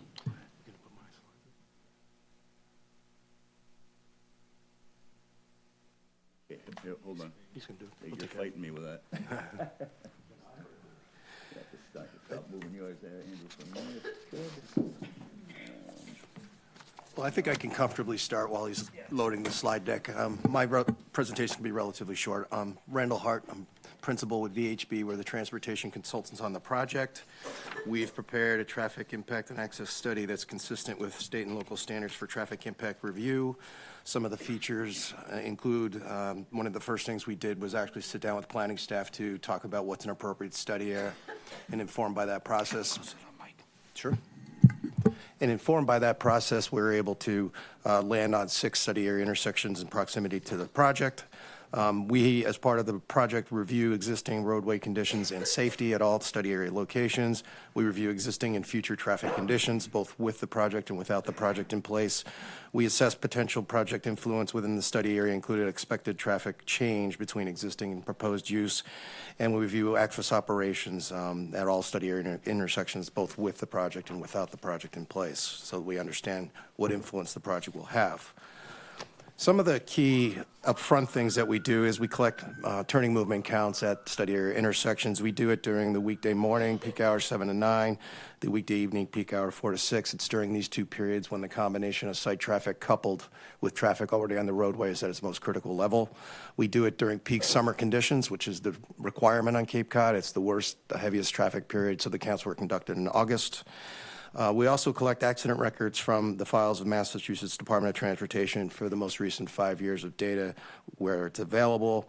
Most of the study area intersections fall below the state average, with the exceptions of Route 28 at Finney's Lane and Great Marsh Road at Chute Flying Hill Road.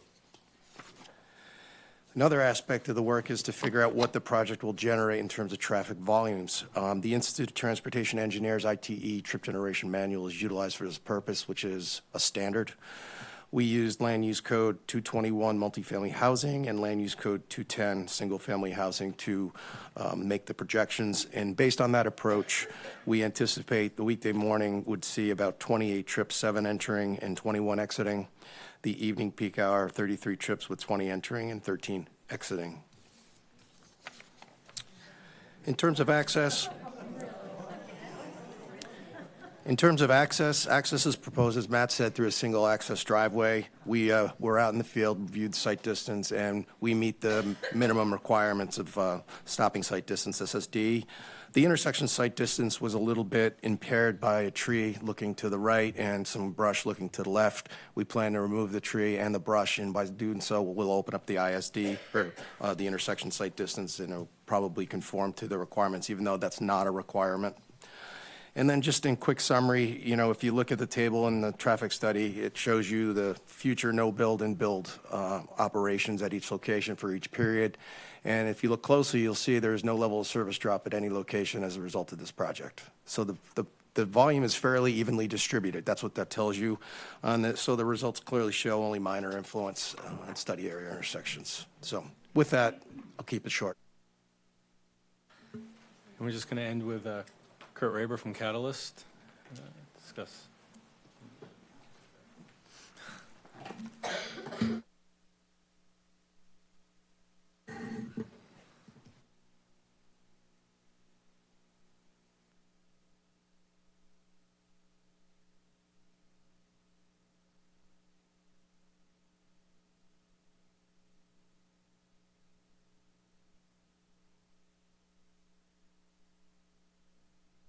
Oh, sorry.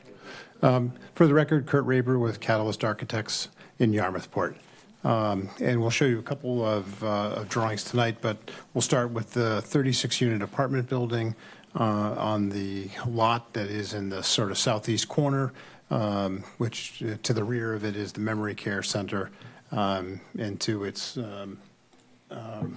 north is the parking lot, which separates this development from the single-family home development.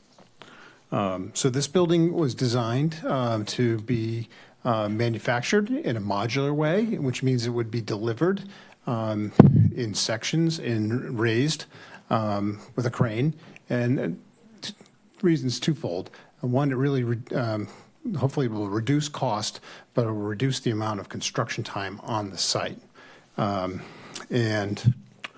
the project is made up of 36 rental units. They're all flat-style apartments, so there's no townhouses, there's no integral stairs within units. There's a mix of 2-bedroom and 3-bedroom units, 32-bedroom units. The average square foot size is just over 971 square feet. And the remaining 6 units are 3-bedroom units, and the average square foot is 1,288 square feet for those. The building footprint is about 16,324 square feet against 3 stories. The plan that's on the screen shows the breakdown by the unit types in our plans that we've submitted. It shows the yellow units are actually the ADA accessible 3-bedroom units. And then on the next 2 floors, we'll see in that same corner, this pink shaded unit is the 3-bedroom units on the 2nd and 3rd floor, which are not designed specifically for ADA accessibility, but they are ADA visitable. Again, these units are on the next slide, Matt, is, again, the 3rd floor, which is duplicate of the 2nd. And then we showed the roof plan just because the perimeter does have an attic-style roof, and that's done purposely to disguise what's up on the roof. We envision this building as a fully electric, very energy-efficient building where each unit would have a heat pump system for heating and cooling, and the heat pump units themselves, instead of being scattered on grade around the perimeter of the building, would all be rooftop mounted. So the attic story, which are the shingle-covered portions of the building around the perimeter, kind of contain and hide the rooftop equipment and what discernible noise might come from those on the roof. The next slide shows the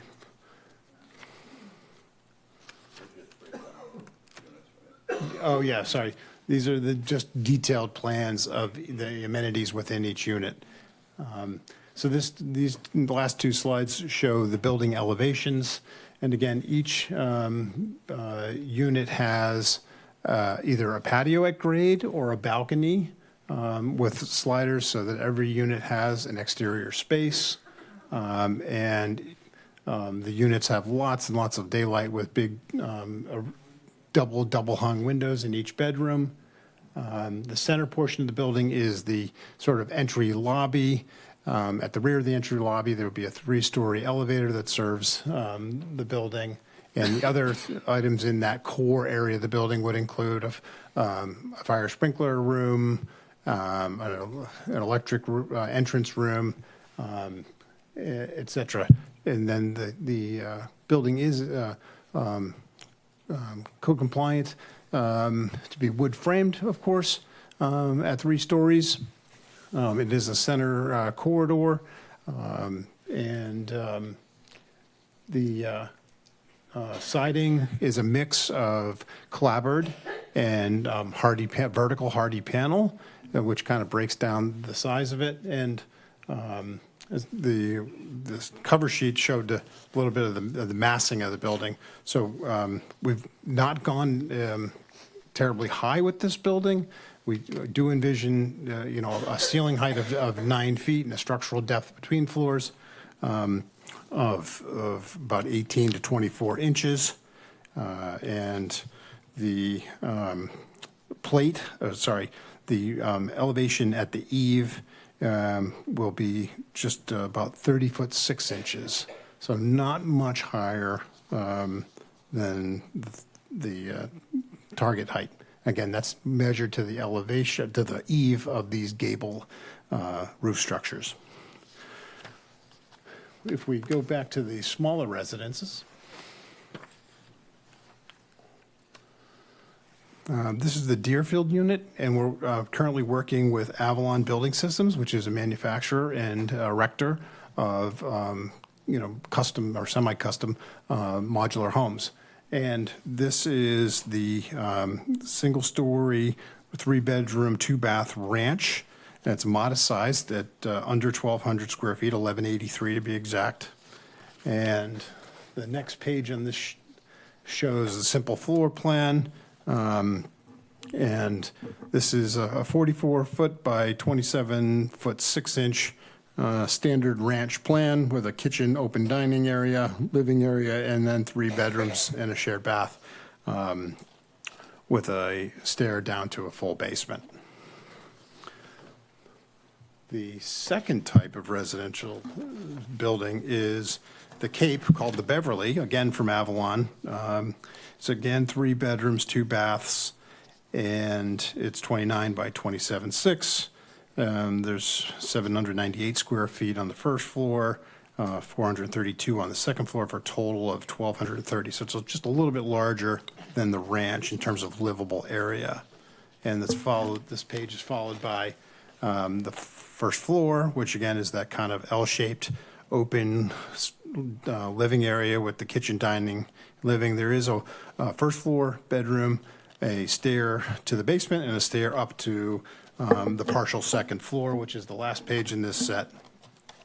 Again, these homes are available in a variety of siding and trim packages and color differentiations, so that we can make this, even though there's kind of 2 standard house types in this neighborhood, the way that we've set up the plan where they don't all face the same way, there's kind of a different exposure, and each house can be a little bit unique in its setting, and with its landscaping and driveway position, each house will look individual. And with that, I think I'll turn it over to Andrew, and we can take your numerous questions. Those are our presentations. We welcome your questions. Thank you. Thank you, Attorney Singer and your team. Did you say there's 3 and 4 bedroom houses, or that looked like we just saw 3? You said in your Yeah, presentation. there was a 4. request, the plans that were shown show the 3. There was a request to, again, for flexibility under the funding programs, 3 or 4 for the single-family dwellings. Okay, so that Maybe would 2 be to 3 for the a apartments. later revision that you would come back with some as 4 bedrooms, potentially? Yes, yes. Okay. Board members, questions? Go ahead, Natalie. So I have a question. On the homes, are they all 40B? Microphone, Natalie, your microphone. Sorry. Sorry, are the homes all 40B? All of the homes are part of the 40B, but I think your question is how many are affordable? So some are market rate units. Oh, some are market rate, Yes, okay. that's why when what I was talking about before, the affordability would be for the houses, so the detached houses, Right. as you were talking about, depending on the funding program, the 25% of the houses, or 5 of them, would be deed restricted at 80% of the area median income, or possibly 50% of the homes, which would be 10 of the 20, would be available with 5 at 80% and 5 at 100%, which is 100%, workforce okay. housing. Okay. So there will be market rate houses as well as market rate apartments, and there'll be the deed restricted. Okay, well, if you have 10 units that are going to be at moderate income, and then 5 units below, at or below the 80% of AMI, and then 5 units at or below 100% of AMI. No, so let's go with that funding program. If it's the funding program where 10 of the houses have to be deed restricted. So in that case, 10 of the houses would be market rate, 5 of the houses would be deed restricted at 80%, and 5 would be deed restricted at 100% of AMI. That's how that program would break up the affordability. Okay, who decides the program then? There's, my quick answer is it's the state funding programs. Is that, or you can come up, or, yeah, it's through where you get your financing from. It's not part of our process. Mike Egan, developer. We have the option to discuss with the state how we want, what funding program we have. We can opt into only 25% being totally affordable or 50% affordable, because whether we accept different types of financing from the state. So we'll call it an option. See, one or the other. Okay, so you have no idea right now? No, I do have an Exactly. idea. It's one or the other. Two ideas. Okay. Yeah. And that would be ultimately finalized during so we have a project eligibility letter to you guys. At the end of this, after there's a comprehensive permit decision, you have to get a final project eligibility letter, and that would be ironed out at that time Okay, for the final numbers. right. All right, so and how about the rental units? Are those all 40B? No. Okay. Those, again, would be, of the 36 units, it would either be 20% of them, or 8 of them, would be deed restricted at 50% of the area median income, and so the other 80% would be market rate. Or 25% of the units, which would be 9 of the 36, would be deed restricted at 80% of the area median income. This is all written, this is on page 2 of the summary of reasoning I gave you, so it is all in writing if you want to refer back to it later, but there would be market rate units in the apartments as well. So will, okay. Market rate rental units. Market rate rentals and affordable rentals, market rate home ownership, affordable home ownership. Yes. Very typical for a 40B, yes. Okay, how about lot 20 on the site plan there? That's the 40 Richardson Road, I believe? Well, no, it isn't. It shows it right next to the Yeah, I'll- rental units. Lot 20 is the multifamily lot, Andrew. Oh, that's the lot. Oh, okay, so- thank you. That's the lot that the apartment building is on. So one of the things, because you're also the planning board here, we're going to give you a definitive subdivision plan which re-subdivides the land into 21 lots. Lot 20 is the rental lot. and it'll have frontage. Is the rental lot, That's the- okay. that's the And you lot. also, Big apartment building lot. Yeah, the apartment building lot. and you said something about the Richardson Road lot. Yeah, that must be lot 21, is that correct, Matt? Yes, that will be the, Okay. that'll be the 21st lot of the That'll be subdivision. the I'm not sure 21st that we lot, but numbered the it on there, 20th but yeah. house. That will be that'll be a market rate lot, which will retain its own driveway off of Richardson Road the way it is today. Okay, so, but I thought that was an existing house that wasn't going to be touched. It's correct, but it's part of the application. It's one of the lots in the comprehensive permit, but we're not touching the house, except to take it off septic and put it on the sewer. Okay. And that will be sold as well? Yeah, well, yes, well, available for sale, yes. I don't know who's living in it now, or it Could could be just. sold with the package of single it's- families being sold? Yes. It's going to be one of the lots, and it's going to be, I believe, again, and they can expound, but the state approved that can be a market rate lot. That was the whole hang-up on that last meeting that we had, if you recall. Yeah. On that point, we spent a lot of time talking about how you needed to take a triangular chunk out of that lot because you either have to build all the new lots to conform to the existing 40 Richardson or raise it and build it in conformity. What happened to all that? How did we get here? The state ultimately agreed, through conversation by Mr. Egan and his partners, that we didn't have to do all that.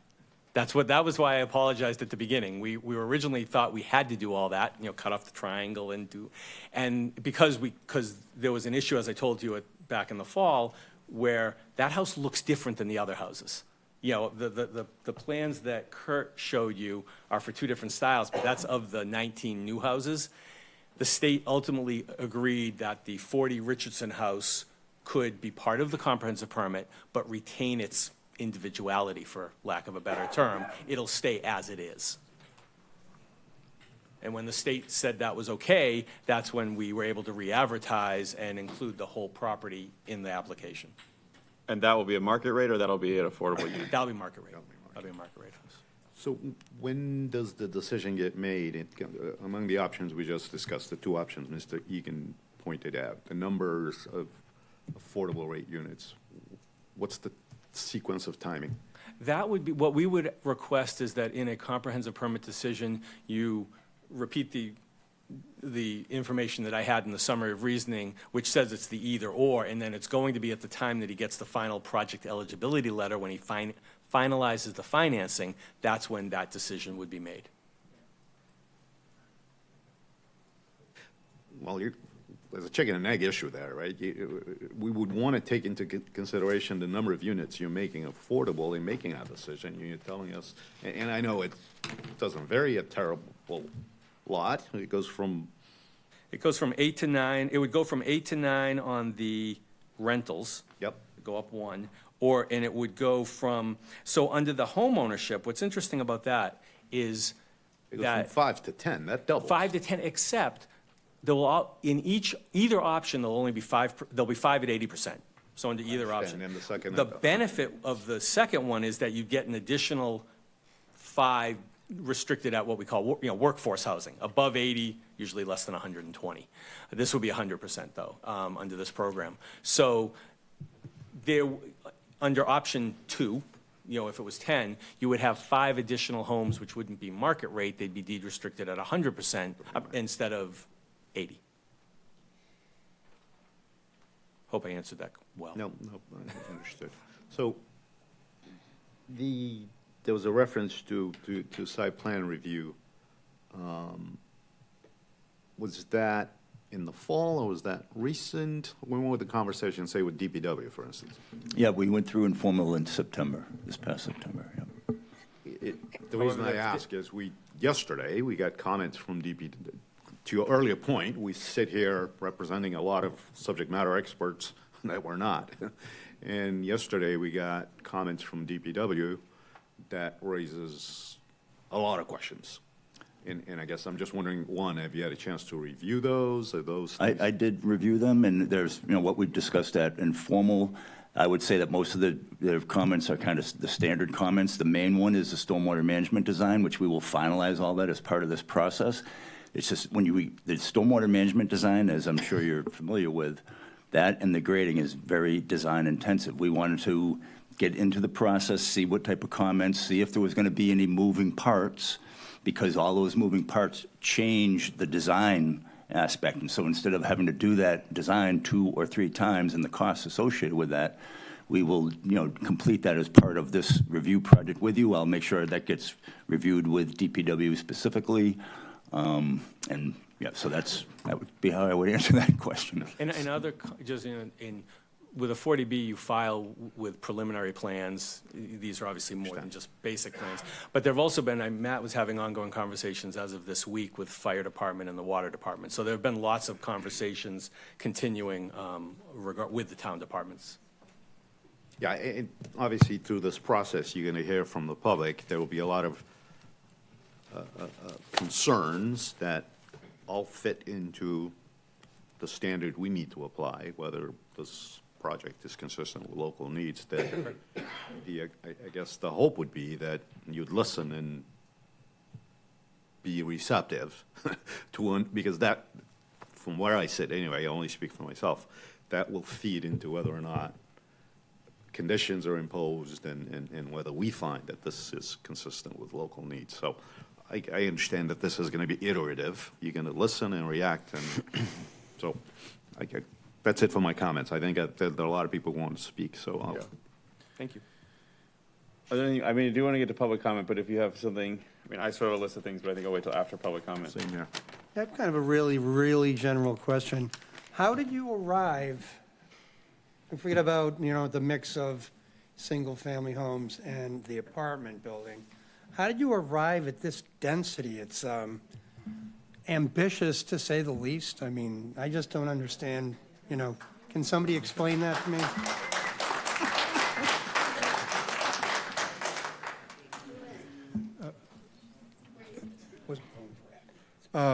Again, Mike Egan, owner-developer.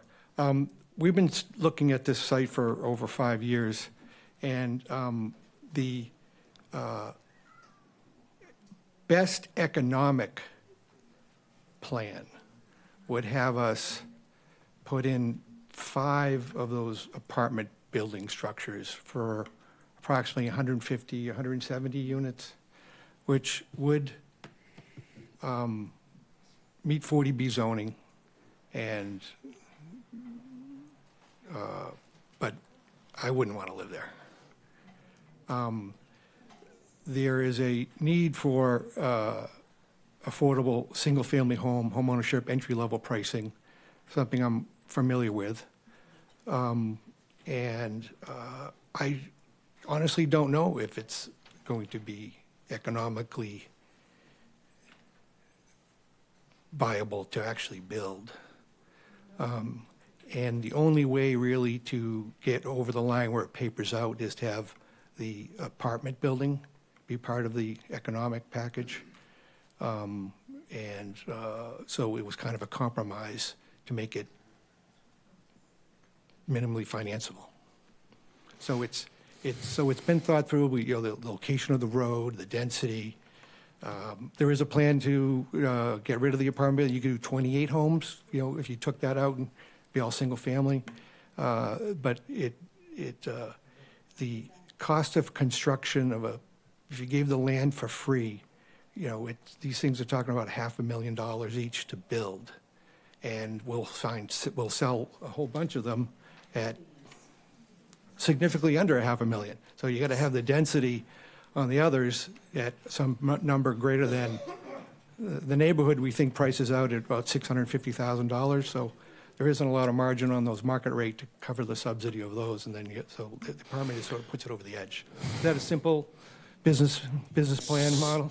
Certainly that's thought through. It's been thought through, and we're not. I don't say be greedy. But as you've entertained the Commonwealth Builder Program, have you looked at what if they all were affordable? What if you subsidized every single one of them as single-family homes? There's a chance if we go talk to that. First of all, we were told we've been told by experts. I'll say hack that the Commonwealth Builder Program might not be funded, so we can't guarantee the accessibility of that. and then we have to worry. It's okay, folks, just, please. So we can't guarantee that,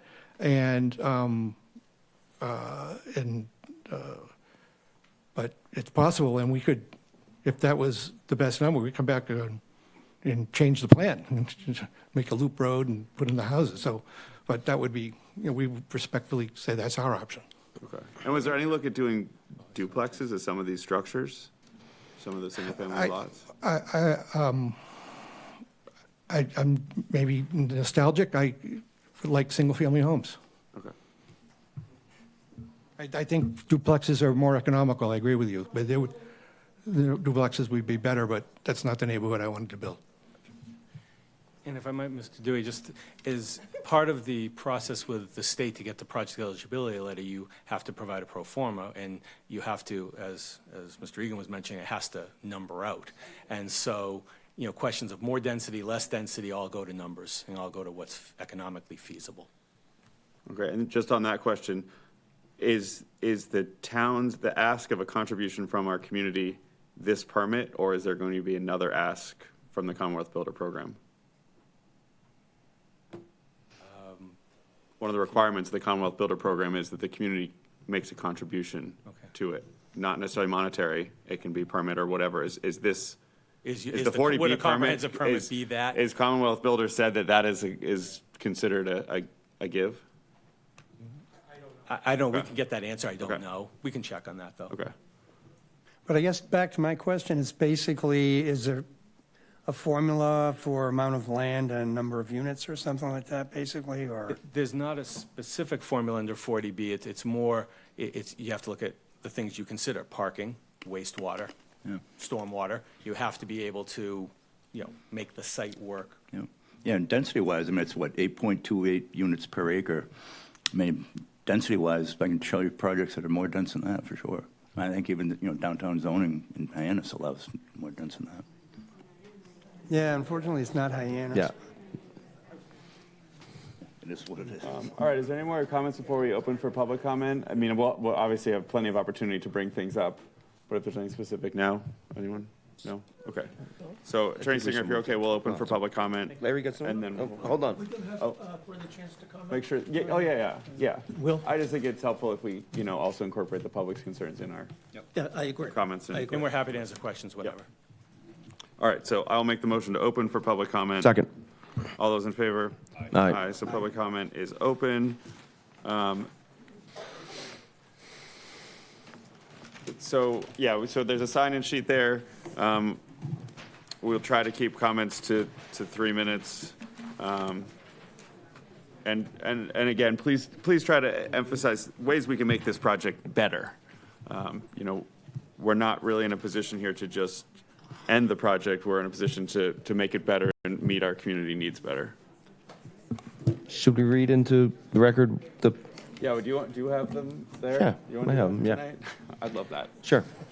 So before we start this portion of public comment, I'm going to read into the record some letters that we have received via the Anna and Jenna and the staff. Let me just dig into these real quick. I think, Dennis, you split the ones that were received at the first hearing, correct? So, Which have already been read into the record, right? no, because we never opened the public hearing. We never opened the public comments. We never got to the. Okay. Sorry, we never got to the. Okay. This application, so those should be noted as well. In the interest of those who are here present, there's a lot there to read. Should we hear from the folks live and maybe read those in the back end? Those are part of the record. They are what they are. I agree with you. Get those out of the way this way, but. Well, are we going to read them? I'm going to, can I just summarize? Yeah. I mean, yeah, Take a lot. one of them That'd was be great. 10 pages, right? Or 15, yeah. Yeah. Right. 15, yeah. You have to read the whole thing. Okay, so folks, real quick, we're gonna read into the record real quick some public comments that we have received via online, emailed to again Anna and Jenna, and part of the zoning board of appeals staff and planning development, of course. So these are going to go back to our original hearing back in the fall. We never did open up public comment at that point, so we're going to now read into record letters that we received then and now.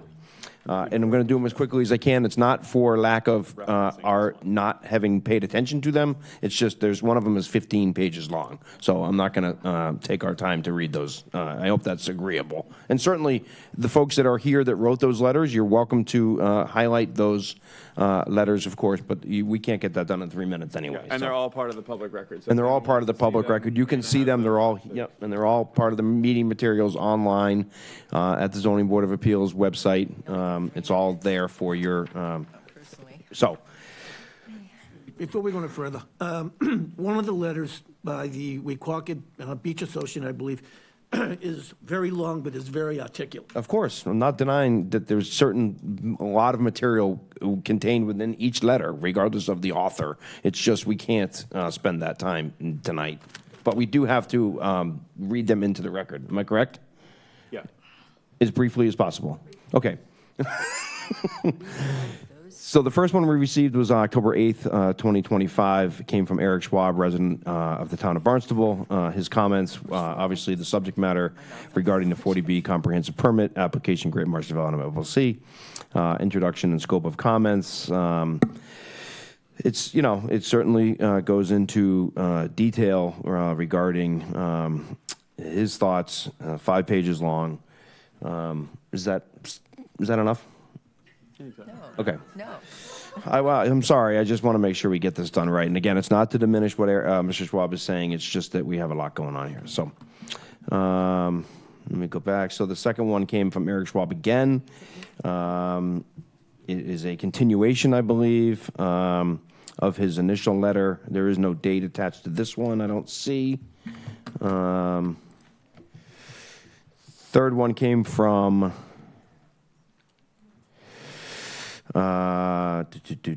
Chris Gregory. He sent a letter on the 8th of October as well. Lives off Finney's Lane, about a half mile from the proposed development. Wanted to speak out in favor of this work and note that I believe the town and neighborhood will be well served by it. So he is a letter in support of the project. Certainly goes through some of the detail and makes a case for his belief that this is a viable project. Is that it? The next one comes from, this is October 2nd, 2025. A gentleman named Paul Phelan lives in Centerville. Traffic studies does not count for peak summer volumes or cumulative impacts from the nearby project. We asked the board to require an independent peer review, and we've heard that multiple times thus far. So, again, October 2nd from Paul Phelan.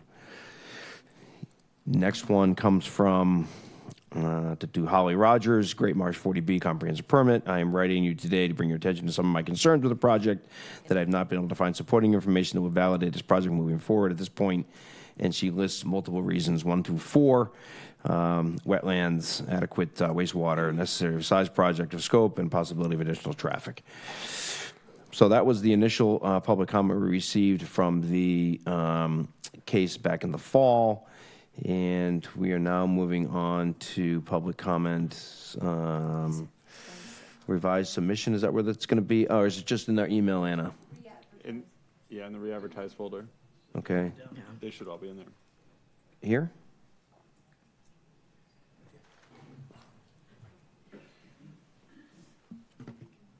I don't see it in the re-advertised. I don't see it in the re-advertised. There should be, there's 4 in there. I There's believe. a folder that says Public public comment, Hearing number Okay. 1 re-advertised. 1 re-advertised. I just don't see him, so for the sake of time.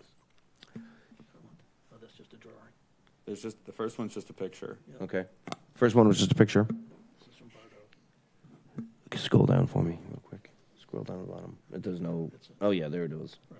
Can I see the cursor real quick? Just right there. Sorry. This one is from Peter and Julie Bedeau. They live at 62 Great Marsh Road. Certainly have concerns regarding the project.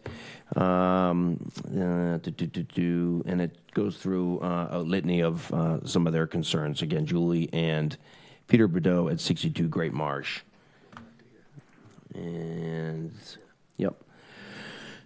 This one comes from, I'm not even sure. Don't have a name, it just says residents of Great Residents of Great Marsh neighborhood. In our opinion, no matter how Great Marsh Neighborhood LLC designs as housing for at least 100 souls. It'll compromise the existing Centerville landscape and corrupt that everyday living of existing homeowners in a small area of Great Marsh Road and Finney's Lane. It goes on to list several pages of certain pertinent information attached to the project. And then last but not least, Laquacket Estate residents. I'm not sure if that's attached to that initial group or not, but this one is, again, very detailed in length, 15 pages long, certainly goes through the litany of concerns from the public, and that was dated on January 14th of 2026. All right, does that satisfy them? Perfect. Thank you for your patience. All right. Who is up first? Hi, my name is Norma Paskoff Weinberg. Can you hear me? Yes, Can you ma'am. hear me? Okay. And I live at 82 Hayes Road in Centerville, and I've been there for almost 40 years. And Can you pull the microphone a little closer to you? oh, closer. You can pull the whole thing if you need to. Oh, I can pull the whole thing? Oh, okay. I should do that. All right. Can you hear me now? Yep. Good. Okay. All right. I'll read what I have for today, but what I want to do is just talk about 40B for a minute. Let's understand Chapter 40B. This law balances the regional need for affordable housing development with local public health, public safety, design, and environmental welfare needs. I read that to mean that also you have to consider the local people that are living near the potential development. We are not against affordable housing. This is just not the right location for 200 or more folks to be moving to these streets. Great Marsh Road is a narrow 2-lane road with no sidewalks and lots of crossroad traffic coming from Finney's Lane and opposite roads as Chute Flying Hill Road. I don't know whether or not you know that, but Great Marsh Road has been listed as a scenic road. If one now lives on one of the cross streets that doesn't have the ability to meander to other exits, and the only access to Great Marsh is from the end of your own road, and that's Hayes Road, you are placed in a dangerous situation for any need. If you want to go for a walk from your property, there will be no safe way to walk on the side of the road to another street. I mean, as it is right now, if we try to walk to neighbors, I mean, I'm doing this. Please don't kill me. Don't do it. Go that way. Whatever. And there's so much traffic now, of course, also with the sewer and everything else. But it's not really a safe. I've seen moms pushing strollers with with twins walking on that road, and I'm holding my breath for them. You are placed in a dangerous situation for any need. If you want to go for a walk, there will be no safe way to walk on the side of the road to another street. With up to 200 more souls moving into this area, it will be impossible to exit in a timely or safe manner. Adding 38 units in a high-rise building that will be visible from Great Marsh Road, I believe that the current proposal that exists before the board for Centerville Cove will compromise many new concerns. Land that will be taken includes a small forest. Wildlife that lives there will have lost their homes. It'll deprive a refuge for existing birds and creatures that are residing there. Plants and trees provide our oxygenated air. Parking lots don't. The Cape's fragile climate is degraded by adding carbon and lowers the quality of clean air. Plus, valuable dark sky availability will be gone. It will compromise the existing landscape of the area surrounding the proposed development. It will offer entrances and exits to Richardson Road, Finney's Lane, Great Marsh Road, which has been designed as a scenic drive, and create traffic nightmares during construction and also after Centerville Cove is completed. It'll put a strain on existing services such as water, we have a sole source aquifer, energy needs, electricity, health, fire, police, sewer, schools, and senior services. And a 3-story building will alter the look of the current area. There are many other alternative places for this development. For instance, 149 and 6A on the right-hand side, there's a large area of vacant land. Any more large development on Great Marsh Road will negatively impact the residents and our natural Cape Cod environment. Please don't do this. Too much is at stake for the neighborhood and the residents and property values. Thank you. Thank you.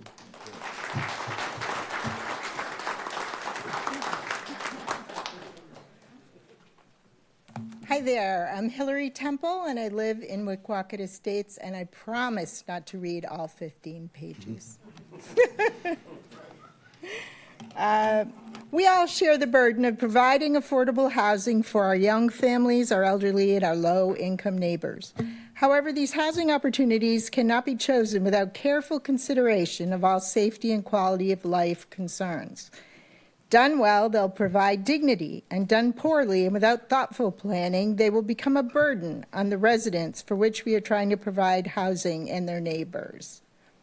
We, as your Wickwacket Estates Beach Association neighbors, after reviewing the information provided by the applicant, move that this project is woefully weak with its apparent disregard for safety, protection of the environment, and concerns for quality of life. The plans contain missing and incorrect information. For example, the entire project site is located within a zone of contribution to a saltwater estuary, also known as a marine water recharge area, not partially, as the plans suggest. Project is located within the Centerville River Marine Water Recharge Area, which is nitrogen impaired. The project is in a Massachusetts Department of Environmental Protection designated nitrogen-sensitive area. These incorrect assertions and apparent omissions could negatively affect our neighbors and our waterways, could additionally subject the town to potentially lengthy and costly legal challenges. The plans also contain significant safety and quality of life issues with neighborhood egresses, intersections, traffic, emergency entrances, and walkability issues like sidewalks or lack thereof that are inherently unsafe. This impacts the residents' quality of life by not allowing safe access to needed venues such as supermarkets, medical facilities, etc. For example, no sidewalks in plans on Great Marsh, and a very limited sidewalk in the plan as he illustrated this evening, which would be coming out of the emergency exit and going across by the sewer pump station.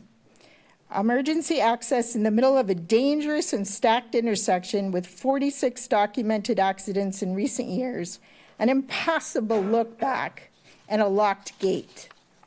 The proposed intersection at Juniper Road and Great Marsh creates a cut through into our Weba neighborhood, which is comprised of all minor B roads, 16 to 19 feet in width, according to Code 801-3, making it unsuitable for through traffic.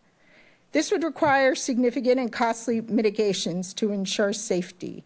The additional traffic in the Weba neighborhood will put an undue burden on the residents by creating safety risks for our private lake beach. This would warrant costly and extensive mitigations to ensure safety and limit risk. These issues require that a follow-up traffic study be performed at the expense of the developer as allowed in Chapter 40B Handbook for Zoning Board of Appeals, March 2017, page 7, number 2, that would include additional questions for review and impacts to the Weba neighborhood. While we concede that this property, which abuts the sewer pumping station in Centerville, is indeed an underutilized property, we contend that it also abuts one of the most dangerous intersections on Cape Cod. We further contend that across several items that the applicant was required by MHA and the town of Barnstable to provide for your review, the information either has not been provided inadequately, or apparently not at all. We therefore, as responsible neighbors, oppose this project with vigor due to serious safety, environmental, and quality of life concerns, making it inappropriate for the population that it is intended to serve and its neighbors.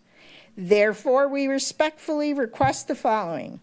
An independent consultant be hired at the expense of the developer to assess missing or inadequately provided information so the ZBA can properly review all issues and address concerns. At the completion of the independent consultant's review, we respectfully request a second public hearing. I'm now going to submit a revised letter because we have just learned about a box turtle that was located on the property.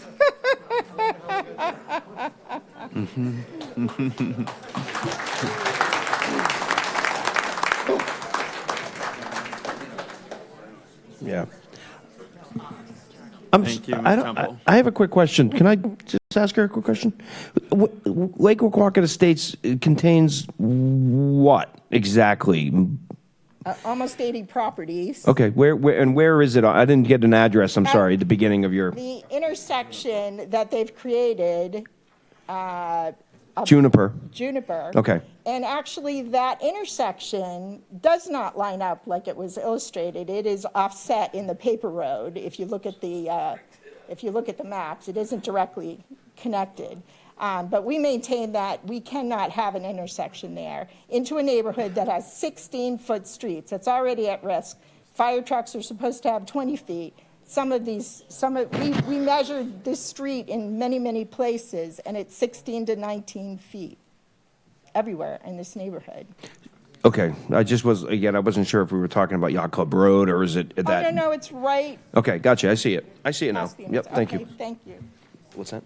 But it's pretty big. Wequacket Estates, I think. My name is Bob Levine. I'm the president of WEBA.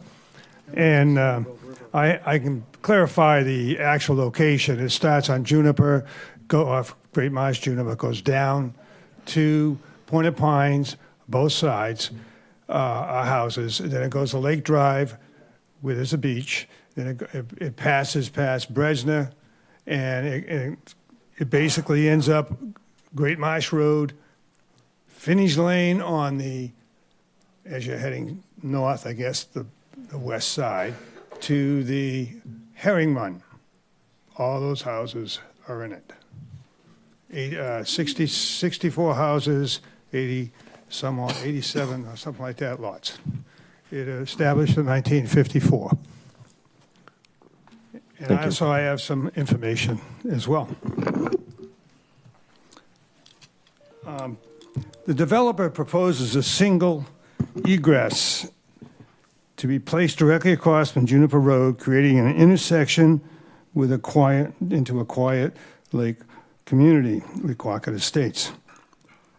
Our roads are replete with dog walkers, senior citizens walking, neighbors who watch over other neighbors, and the road is a minor B level state, which is 16 to 19 feet in width, which makes them unsuitable for through traffic. We've experienced this with the sewer project. They had to put signs up. And now the road that did not have any potholes has a lot of potholes on it because of heavy traffic.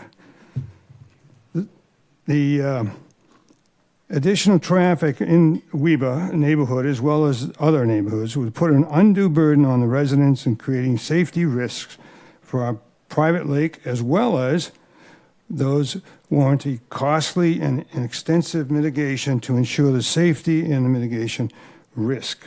The solution would be to move the egress further toward Finney's Lane and create a second egress on Richardson Road, eliminating the dangerous and compromised emergency access with the Finney's Lane and Route 28 intersection.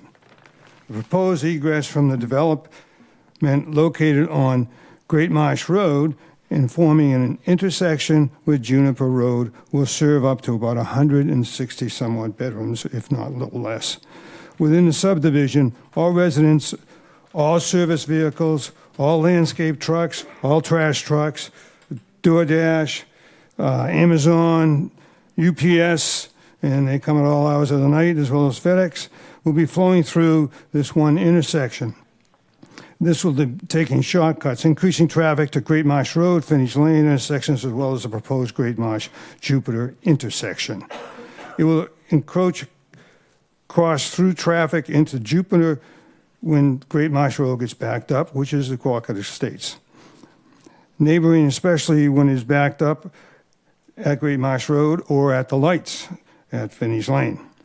It will cause increased car and obviously pedestrian risk due to the increase of no sidewalks, et cetera, in the narrowness of the road, and it is what they call a scenic route road, Great Marsh. The second emergency only access to the development is proposed at the intersection of Finney's Lane and Route 28. It is in the middle of a crowded and busy intersection, once again repeated by 46 accidents in the last recent year. Cars stack up often, blocking up the intersection, Great Marsh as well. The cars run through red lights. They stop beyond the stoplight. It's very difficult with the commercial as well as the pump station addition, which adds extra safety factors. And there's also a locked gate, and it is what they called a small road that the whole intersection or whole development went through. It's kind of like a dirt road that's been there. It's called a mail road, I guess. Anyways, the solution for that would be irresponsible and dangerous emergency access at that point within the existing intersection and create a secondary all-access egress into Richardson Road. This will allow for safer vehicles, less intersection and drivers, no need for gate access, and provide an alternative egress for fire, police, residents, etc. In regards to the three-story apartment building is not in keeping with the neighborhood. As required by the 40B handbook, multiple bedroom rentals will increase pedestrian traffic, auto traffic, which is already quite at times unsafe on our roads. The solution would be to limit the apartment building to 2 stories, which would be less intrusive for our single-family home neighbors and limit units to 1 to 2 bedrooms. The sidewalks, they are missing. There are no sidewalks other than the one just proposed, I guess, on Finney's Lane, and the ones that are inside the development itself. Maintaining dignity for the young family who cannot walk, or rather, who cannot drive because of either lack of affordability or 2 cars, or elderly neighbors who can no longer see well enough to drive or because of health. Having no access for them to get to the supermarket, pharmacy, or any obtainable medical care is unacceptable. This kind of quality of life is this. Great Marsh Road, Finney's Lane, are unsafe with no sidewalks due to speeding drivers. My actual cousin clocked someone 85 miles an hour 10 years ago, and they couldn't catch up to him. That's on Great Marsh Road. And he happened to be a police officer. And it's amazing. I mean, I am a born and raised here, 76 years, and educator. I've run ferry boats for 60 years, back and forth the islands. I've seen the development of Cape Cod. This is certainly not the right place to do it. The solution for this sidewalks would be to propose that the developer construct sidewalks, if possible, in Great Marsh Road and Finney's Lane to improve public safety. These roads are not safe for pedestrians, bicycle traffic, etc. Great Marsh is narrow and does not have shoulders, therefore presents a serious public risk for anyone in transportation and walking. There's a 30-mile-an-hour speed limit. On the average, the town's had 38 miles per hour on average person driving down Great Marsh Road. However, the cars drive so fast, sometimes they drive a lot faster, having lived there. You can just try to wrap it up. You're approaching 6 minutes. Thanks. The driveways missing from the plans of the individual houses will also determine, which we're wondering, how many automobiles will be in each house, etc. So these all covenants listed below, and many cars will be allowed in an area that is not perhaps safe for additional 200 150 to 200 vehicles daily. Thank you. Thank you.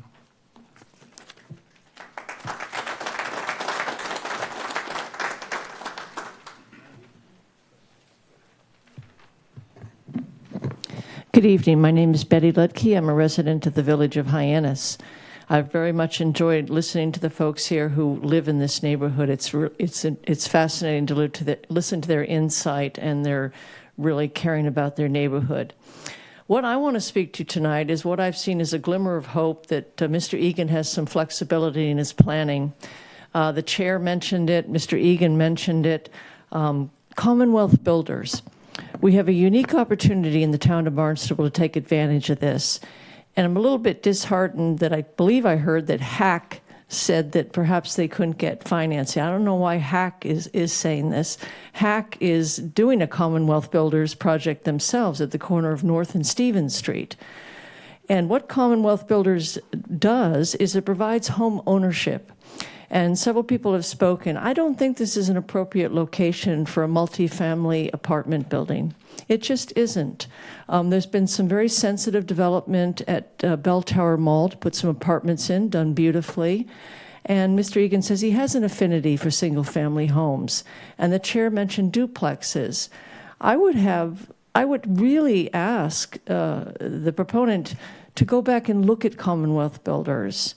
Know that it's a unique thing that we as a gateway city have an opportunity to do, and it's home ownership. It fits in with the neighborhood that's there, and it's what we need. We have a plethora of multi-family apartment buildings, mostly being built in Hyannis and Barnstable. We have so much rental, but home ownership would provide that opportunity that just isn't there. Those starter homes don't exist. And Mr. Egan, you've provided beautiful starter homes here. I really like what you're doing. I understand you want to develop this. I'd prefer to see it as woods, but I'd be willing, if you would be willing, to do this as a Commonwealth Builders. And maybe that needs to be explained to the people more. But again, it's home ownership. You could do something beautiful here. And it's, the chair said, it's all affordable then. And the town would pitch in. There'd be a partnership. You know, it would be much more applicable to this site. What you're doing, I understand you can put 5 of these buildings. My goodness. I mean, let's try to be reasonable and work within our community to do things that we all can agree with. So I would beseech you to please look at Commonwealth Builders, work with the state, maybe not with HAC as some sort of intermediary. I don't know why they're in this mix. And come back to this body with a proposal for a Commonwealth Builder solution. Thank you. Thank you, Councilor Ludke. Thank you. My name is Tom Keene. I'm town councilor for Precinct 2. My thanks to the members of the ZBA for being allowed to speak tonight. And my thanks especially for the time and effort that each of you put into ensuring that our town remains a livable and attractive place. The proposed project by Great Marsh Development is located within my precinct, Precinct 2. My belief is that any development, a 40B project or not, should be an asset to a community and should not negatively impact the quality of life of those who live in the neighborhood where the project is to be located. Given that this proposed project is under the provisions of Chapter 40B, I'm going to focus my comments on issues relating to health, safety, and the general welfare. Quite simply, and I know you've heard this and you will hear it further tonight, there are a host of unanswered questions relating to the project's effect on those 3 matters: health, safety, and general welfare. My particular concerns relate less to the proposed single-family homes and more to the proposed 36-unit apartment building, which increases meaningfully the size and potential impact of the development. In particular, I have grave concerns about motor vehicle and foot traffic along Great Marsh Road and Richardson Road. We heard some of the traffic counts here, and honestly, I don't believe them for a minute. I think the number I heard, the number of vehicles I heard is probably just the number of DoorDash vehicles that'll be going. I also have concern about police and fire access and the environmental impact of the project, especially with respect to groundwater and the sanitary code. And I would also note to you the lack of green space as far as I can see. There is no playground, which is remarkable given the design of a project that seems to be family-oriented.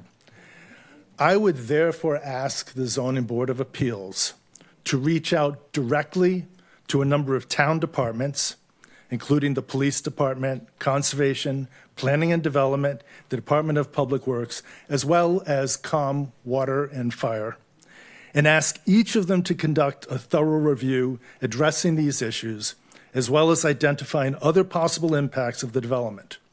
If further studies are needed, I believe these should be at the expense of the developer.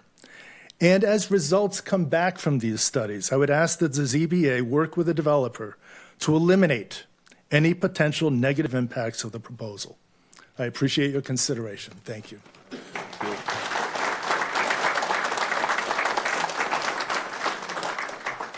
My name's Randy Egley, 28 Great Marsh Road. I'm going to beat the traffic drum some more.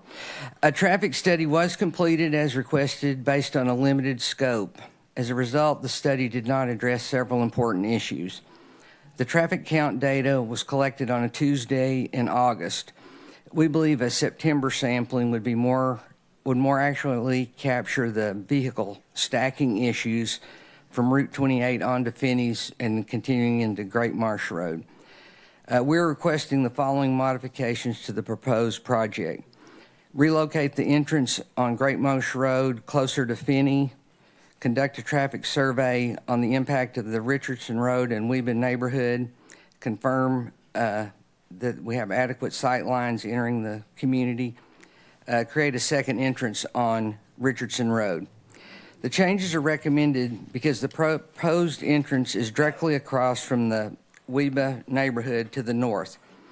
Common sense would suggest that an investigation of the impact of this neighborhood as a possible cut-through route would create a safety risk due to the narrow streets and the existing high level of foot traffic in the area. Relocation of the entrance closer to Finney's Lane does not appear to be a hardship, since the entrance could simply exchange places with one of the proposed homes while mitigating the adverse impact on the Weeben neighborhood. Project entrance sightlines were questioned by the DPW, and we did hear some discussion earlier about that. That is a hazard for drivers and pedestrians, and just how would that be addressed? The project will increase pedestrian traffic on Great Marsh and Finney's, which will necessitate sidewalks to keep people safe, which is essential to a better quality of life. Fire truck access, I know there was a diagram of that. The Route 28 Finney Lane intersection, as mentioned, is level of service F, the worst, with 46 accidents within the last 5 years. The Tower fire truck would have to turn left off of Route 28 onto Finney's and then have to cross 2 lanes of possibly stacked vehicles there in front of a locked gate. We're not sure what the driveways are going to look like. Any on-street parking within the development would restrict access for the Tower fire truck, which requires a 20-foot wide roadway. Traffic analysis did not address this situation. Neither did traffic analysis include 320 additional trips as a result of the development. The number does not include such things as trash trucks, delivery vehicles, or other traffic through a single access point. We're asking to reconduct a traffic analysis during September, during busy traffic periods. Address safety and risk impacts to the Wapaquaquet Estates neighborhood and Richardson Road. The width of Richardson Road is adequate for commercial traffic at this time. A second entrance would give residents much more efficient access to Route 28. This solution would distribute the vehicle flow more efficiently. Fire vehicles coming from Centerville Fire Department would enter the development without unlocking a gate or dealing with the congestion at Route 28 and Finney intersection. In summary, the site plans create a number of significant issues that need to be analyzed and resolved. Thank you.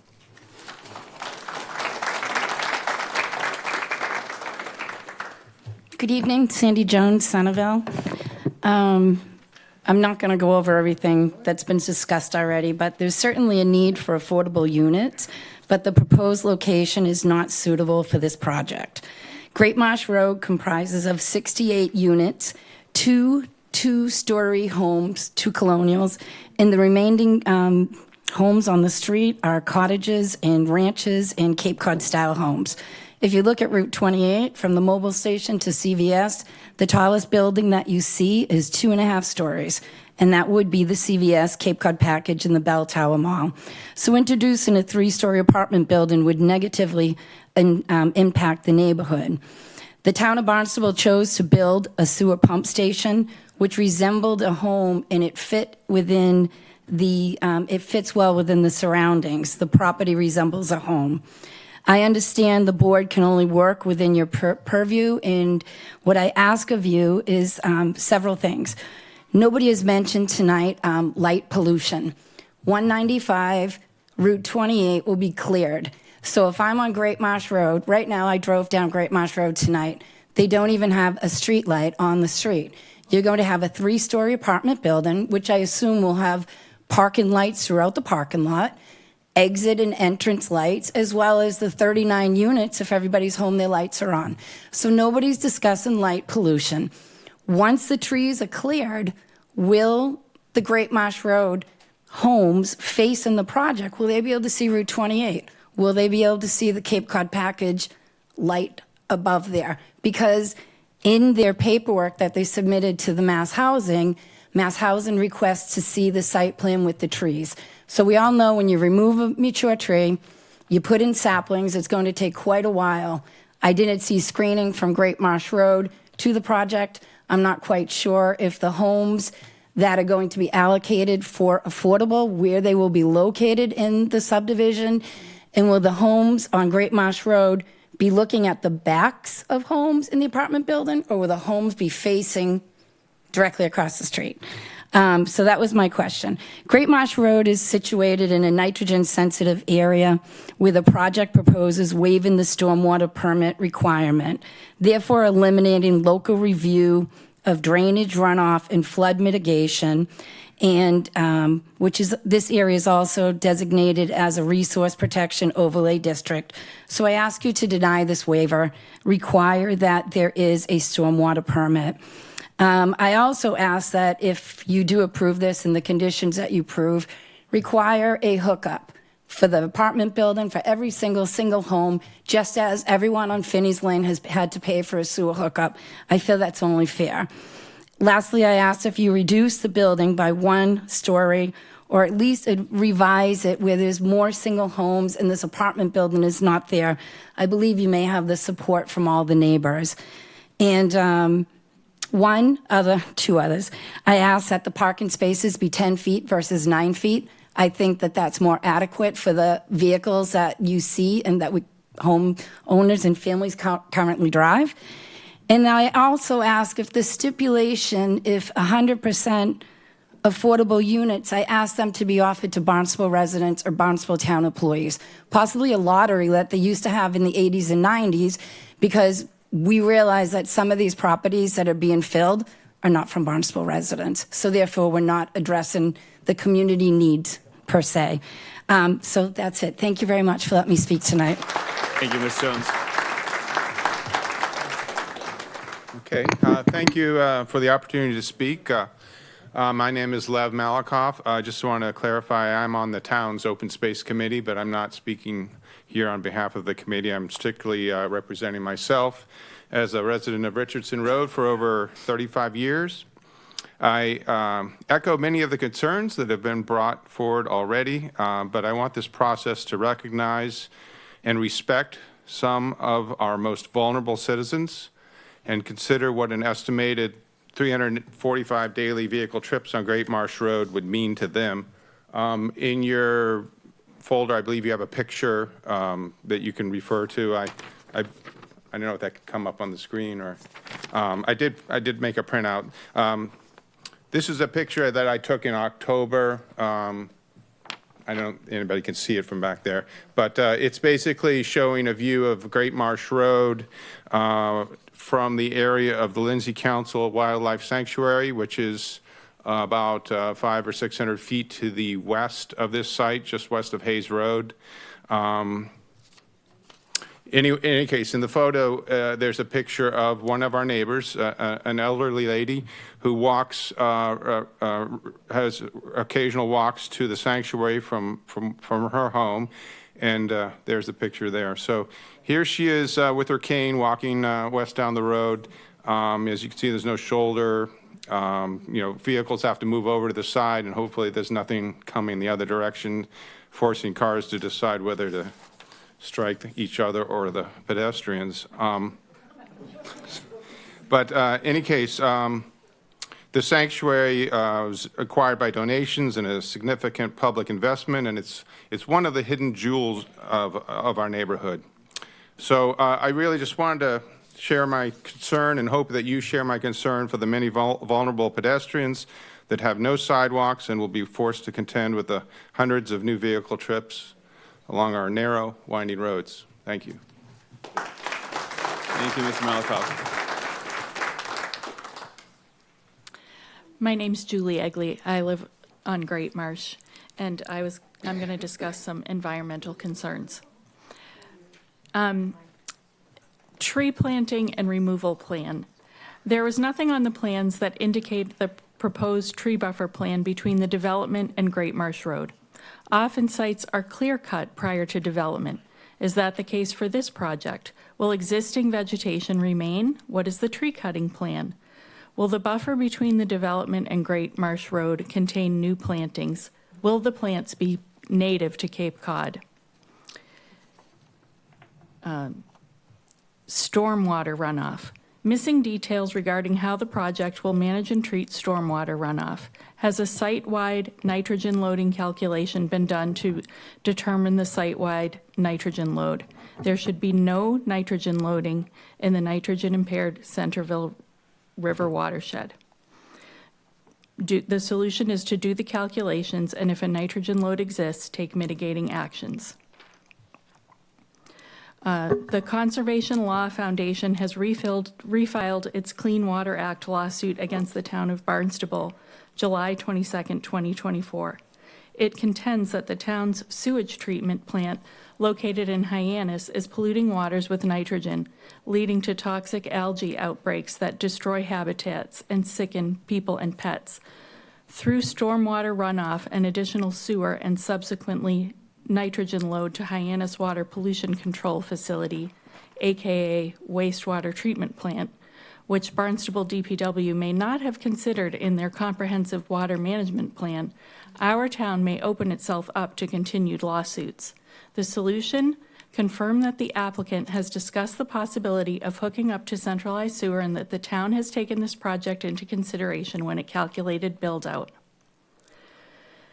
And lastly, the conflict between the Commonwealth's NSA mandate and the 40B mandate.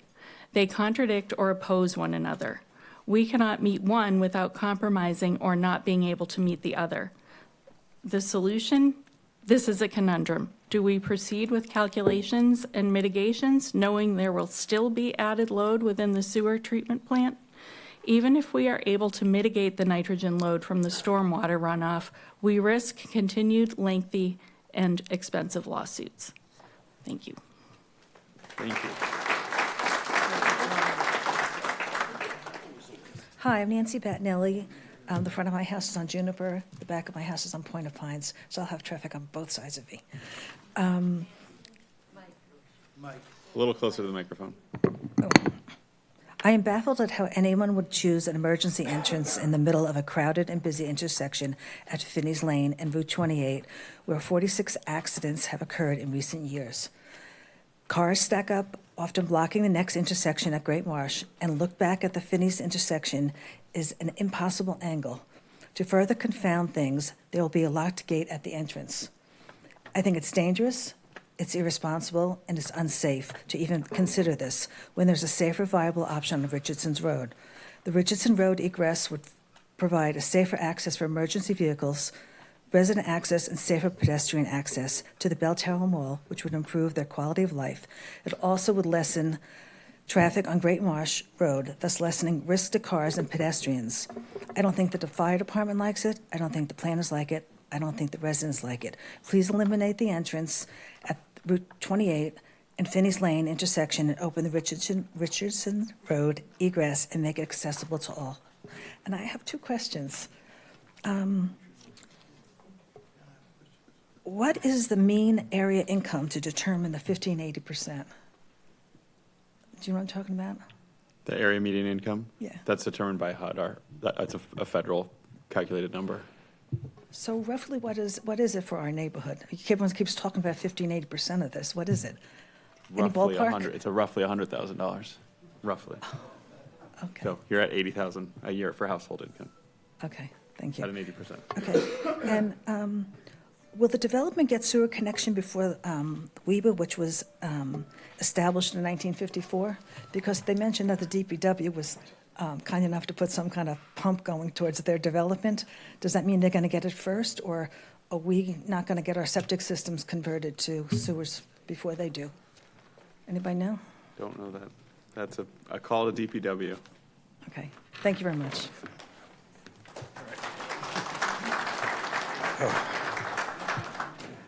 Good evening. Don Ovens, 50 Juniper Road.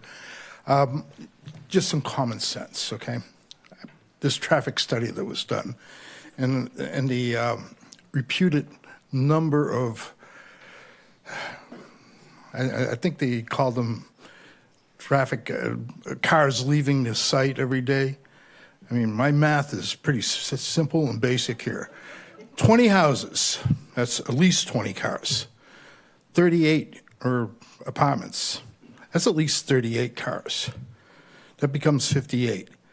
I would say in Barnstable, we don't have a very good public transportation thing, that most people have 2 cars. And you start doing that math, you will find that it becomes, I think, increasingly higher. And I think the transparency they're not showing us on what their traffic is just simple. The other thing I just want to point out, in that Weber Estate thing there, Nathan Road and Laurel Road are private roads. Just to give you some idea of the lack of real roads that are inside that neighborhood, okay? So just, that's basically what I want to say. Thank you. Thank you. Thank you very much. My name is Bill Friel. I live at 60 Richardson Road. My property abuts the driveway that accesses number 40. So some have suggested that access could possibly come in and out of that current driveway. May not have some of the local knowledge we have. We've been there since '97.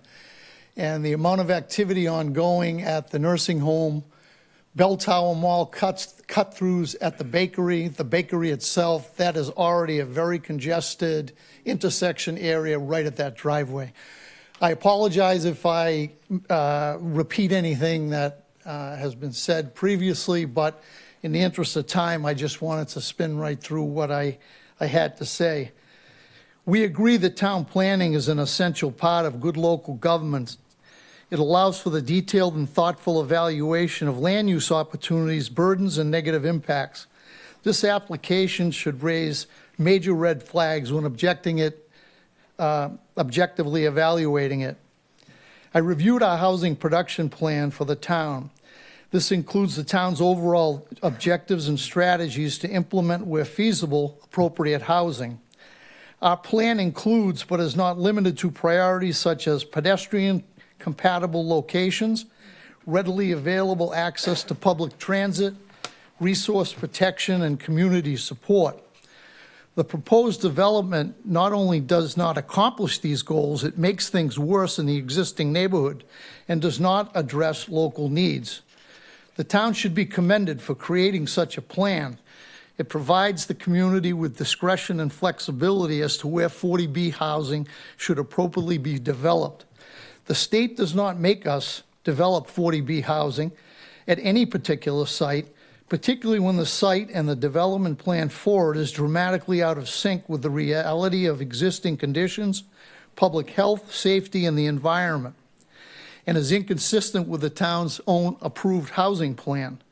This site, for a variety of legitimate and important reasons, is a poor site for the development being proposed, given the numerous significant problems already existing in our neighborhood. I believe it would be an important exercise to undertake, unless it's already been done, is to determine where we really stand in terms of 40B compliance. I understand we're at around 7%. However, there are numerous units being built as we speak. Also, there are other 40B developments approved but have not yet started construction. This undoubtedly will increase our projected percentage of compliance to some higher amount. We should know that new estimated compliance rate before acting on any other applications. Also, it's widely known and recently completed 40Bs have high vacancy rates. The existing location already has, I would argue, affordable housing units occupied at the site. The site also is located in part in a resource protection zoning area of 2 acres, but if approved, the developer plans to allow the clear cutting of this land to accommodate a new oversized development plan with significant amounts of impervious materials. The site work will eliminate the natural processing via soil and trees which currently benefit our aquifer with clean water in exchange for additional stormwater. This additional stormwater will find its way off-site despite assertions otherwise by the developer and end up in the very lakes and other streams we're trying to clean up via the sewer installation program town-wide. It's not a very good bargain. The polluted stormwater will not go into the sewer, but will be headed to the storm drains and find its way to who knows where. The town's roadway system is in crisis. Most roads in towns, based on current pavement and capacity conditions, I would argue rank near the bottom of any independent and objective best practice evaluation, which is commonly used to rate a community's roadway system. Roadways in our neighborhood are no different. Poor service condition, lack sidewalks and proper drainage, and are at overcapacity in terms of volumes. As of today, they are, as a result, unsafe. Accidents, screeching tires, and the sound of emergency response are a daily event. The close proximity of Route 28 State Highway, especially from COM Fire Headquarters to the Rockland Trust Bank, is as dangerous and inefficient a stretch of roadway you'll find anywhere. The result is many of the Route 28 avoidance trips flood our local neighborhood roads to avoid the very real dangers and gridlock year-round now. I attempted to calculate this project if it was approved in terms of additional car trips per day, per week, per year, what I think are conservative estimates of 2 cars per unit of housing times the 56 units times 6 trips a day, 3 in and 3 out, times 7 days a week. The annual new car trips projected at that site is more in line with 244,000. I hope my math isn't correct. The count does not include Amazon service personnel, while at the same time, no planned reasonable safety or efficiency improvements to roadways, particularly Great Marsh and Finney's Lane, are being offered by the proponent.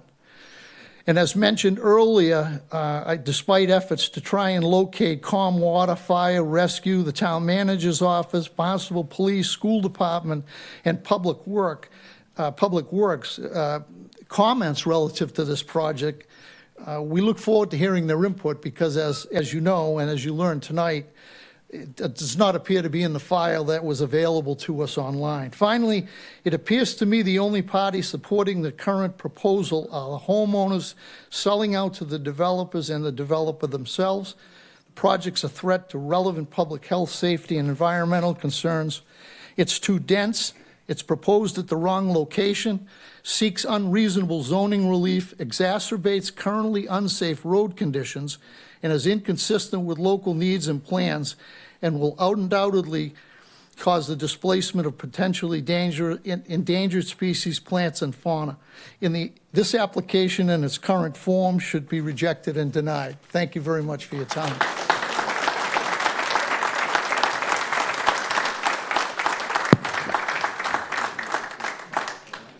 Hi, everyone. I'm Heather Swenson. I live in Centerville, Precinct 2. Back this fall, I had a reason I was doing some door knocking. So I was in a lot of these neighborhoods, and one of the biggest things that comes up is water quality, and this project was a hot topic for conversation. The one thing that really strikes me is we have been trying to sewer our town for saving our waterways, saving the Cape. And Lake Wequaquet is very close to this project. And over the years, the Wequaquet Lake Protective Association has done study upon study. Every year you go to their association meeting, they did a study. The water quality is getting worse. We're having trouble with cyanobacteria, runoff, blah, blah, blah. We need to sewer.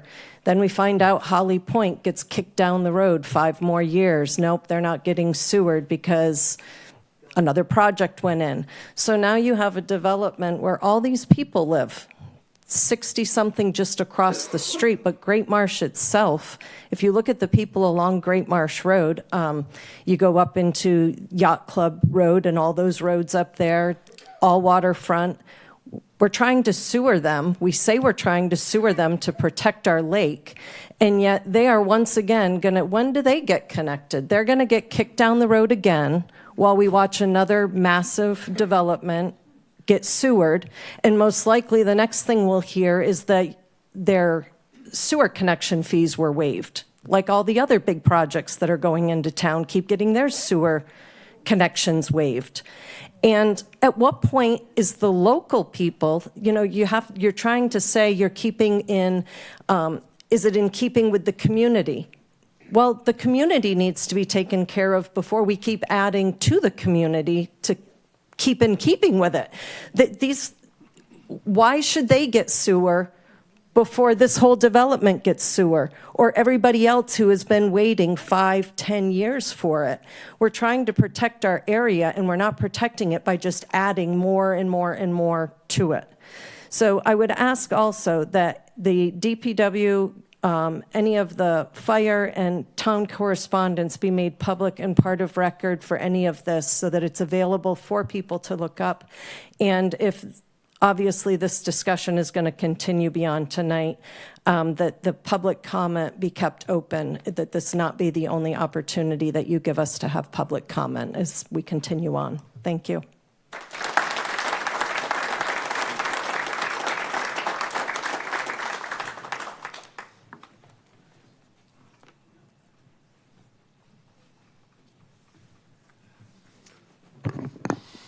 Good evening.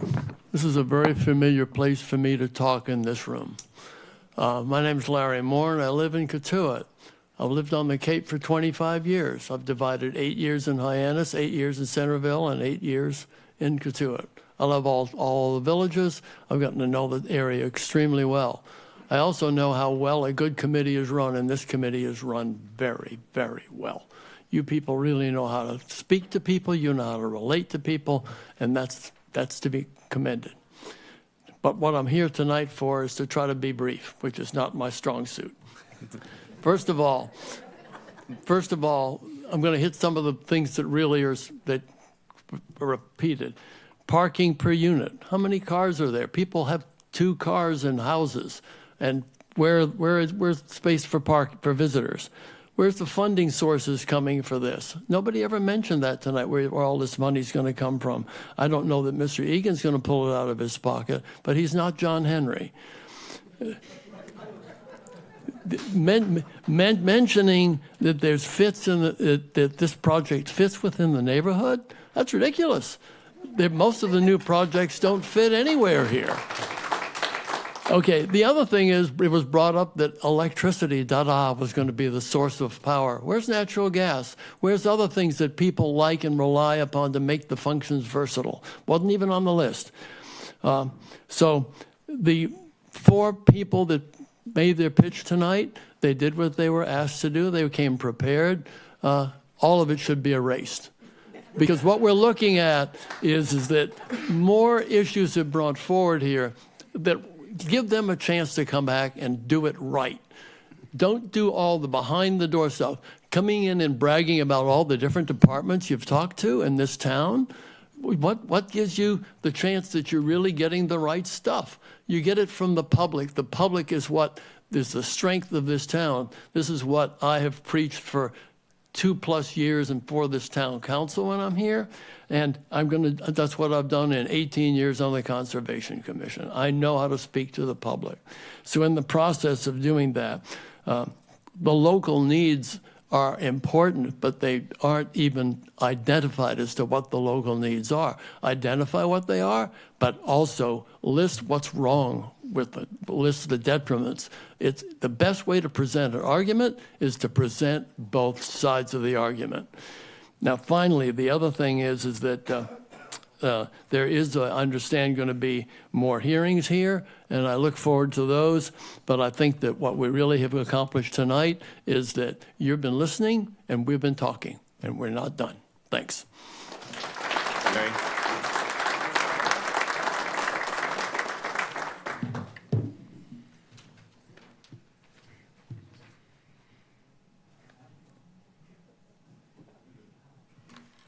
Hello, my name is Josiah, and I'll leave my last name out so I don't get stoned.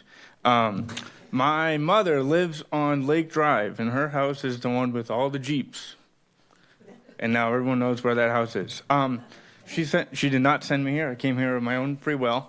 I am pro-housing. I'm super excited about this project because this is the first project I've heard of that actually has houses, not apartments. Actually has opportunity to buy a house, not rent an apartment forever and never own anything. Mr. Chairman, point of order, please. The gentleman stated where his mother works, but we don't know where he lives. I live at 104 Rosemary Lane, Centerville. Thank you. It's part of the Nottingham development on the other side of the lake. I was very fortunate that I bought a house in 2020, and now no one can buy a house that's my age. I believe I'm the only person here that's my age, 33. You guys are all doing great. I'm so proud that you guys are all involved in local politics. It's very important.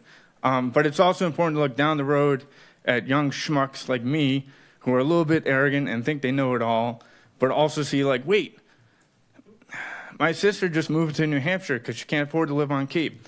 My parents are going to move to Tennessee to support my other sister that can't afford to live on Cape. Apparently, she's in a very small apartment with 3 kids and her husband struggling in an apartment in Yarmouth. They're going to move to Tennessee. They're all moving away. There's no housing.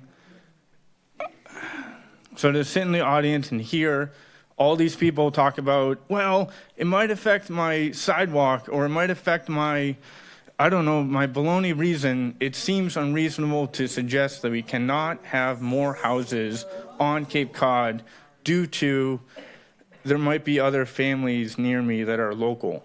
There might be other people that have needs that are not being met by the local ordinances. And the 40B project is a great opportunity to sneak in a neighborhood of houses and do some good. Back to my speech. I got like a minute left? Sick.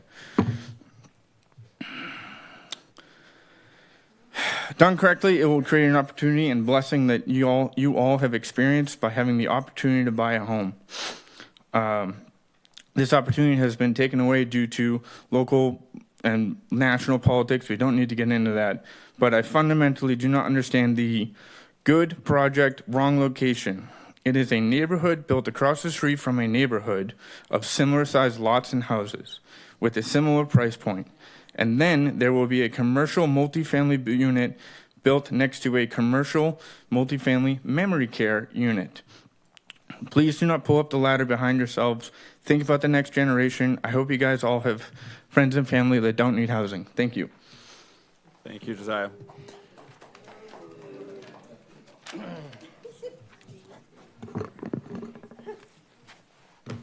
Mr. Julius. Good evening, friends. My name is John Julius. You know, before I begin, I do want to give him a lot of credit where that gentleman went. He does deserve a lot of credit for coming here and speaking his mind. Me, I'm on the far, far end of that spectrum. We need a building moratorium, not only in this town, but all over the Cape. Let me start here. Vibrio balnificus. You know what that word is? Vibrio vulnificus? That's a flesh-eating bacteria that they found in a beach, Old Silver Beach, last summer. And don't think it can't happen here. Let's talk. I'm glad the woman mentioned the CLF lawsuit, because you know something? Gary Lopez, the late Gary Lopez, great friend of mine, and we actually filed a lawsuit in federal court it was a mirror image of CLF, only we filed it first. In fact, I think CLF copied a lot of what we had. It's still there, and maybe one day in Gary's name, I may bring that suit back, because you know something? When the woman mentioned the Barnstable sewer treatment plant, yes, there is a plume. Believe it or not. And people tell me, oh, you don't know what. Yes, I do know what I'm talking about. There's a plume. Okay, and that sewer treatment plant is over capacity. I'll tell you something else. Maybe you don't know. Maybe the people here don't know. That sewer treatment plant was built in 1935, the same year as the two bridges. What does that tell all of us? Tells me that you better have a big checkbook down the road. All right, so let's talk about Lewis Bay. Lewis Bay, you know, the contamination that I talked about 2 years ago, I walked into this room. It was January 27th. I think it was 24 degrees out. And I came in and I barked at the council because I said, why did they have shellfish beds out closed in Lewis Bay on January 27th? I said, what do you think is going to happen come June? You know what happened in July? They had 19,000 contaminated oysters and went to 9 different states. You know where they came from? Lewis Bay. So am I crazy? No, I'm not. I know what I'm talking about. I'll tell you what, my background, 6,000 homes in building. I was in building, real estate, and construction. I've sold over 6,000 homes. I can remember back when I would be tarred and feathered if I walked into any town and said, yeah, we want to build something and it only has 1 parking space or 1.5. If you didn't go in with at least 2, you'd get tarred and feathered. And we built a lot of developments on the Cape. So there's a lot that really needs to be considered here. Now let's talk about the water shortage. Hyannis, in our own town's comprehension plan, Hyannis faces it was 1.98 million gallon a day deficit. That's a fact. It's in the town's report, paid for by taxpayers. So what's going to happen in Centerville if we keep this out of control development going on? You know, right now in Hyannis, there's over 1,000 units, and they keep saying, oh, we need more affordable housing, more and more. Why? Because Maura Healey and the idiots up on Beacon Hill keep telling us that. Let me tell you something. COLI. Has anyone here ever heard of the word COLI, C-O-L-I? It's the cost of living index. Anybody here in this room know what it is on the Cape? It's 131.5. You know what that means? That means that it costs people 31.5% higher than the national average to live here. I'll bet you none of that's factored into what they call affordable housing. Okay, so people, before they pack a moving truck, they should really do a little homework. I know I would. Okay, so remember that number. It's more than 30% more to live here. So, you know what? If it were me and I were young and I'd move. I'd move somewhere where I could afford. But people think there's this God-given right that everybody can come here. Look, I'd love everybody to come here, but you go where you can afford to go, don't you? All right, so in 1988, there was a building moratorium implemented in this town. The town council actually were the ones who helped us get that building moratorium. That was 1988. That's 38 years ago. You know why they did that in 1988? Because they and a lot of the town leaders thought building was out of control. Out of control. So what is this now? We're way out of control. And let's see, I think I might have one more thing.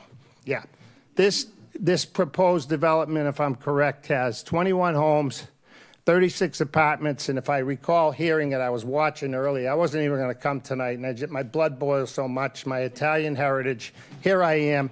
But you know something? If you have 21 single-family homes and 36 units, and I think they said they had 59 parking spaces, what's going to happen when you get 3 or 4 people in those units and you have 36 units, but you have, let's say, 89 vehicles? Where are they going to park? On Great Marsh Road?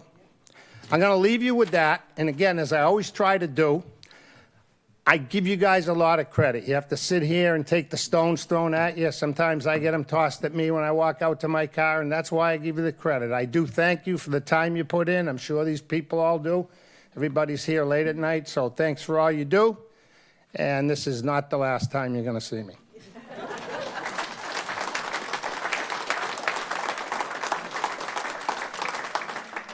I'm not sure how to follow up on that, but Jeff Temple, 67 Bresner. I'm going to be very short because all the notes I had have been very well covered tonight. A lot of numbers were thrown out, and there's a lot of challenges to a lot of the information that the applicant provided. What I want to implore you all to do respectfully is a lot of work went into that Weber response, the 15-page, from a lot of perspectives. And what we tried to do with that was keep them technical and cite references to the traffic study and other information so you had something really to go by. You know, there's a lot of emotions involved. You've heard some tonight, but this is a complex project. A lot of us feel like it's being shoehorned into a small area, but it's got to be considered. Not your job to consider that. And I heard tonight you have to wear a lot of hats, and I appreciate that. So again, a lot of work went into that 15-page, and I really ask that you go through it, and it addresses where a lot of these numbers came from tonight and a lot of the challenges. So I appreciate that. Thank you. Thank you.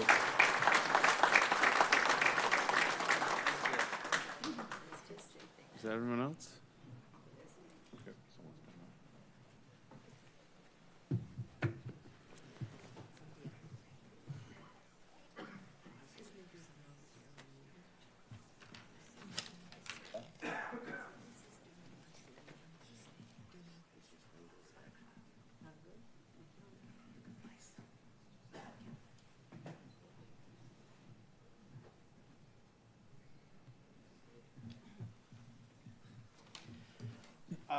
I just want to say that that we need Can you just say your affordable housing. name and address record? Oh, Robert Bureau, 67 Maureen Road in Centerville.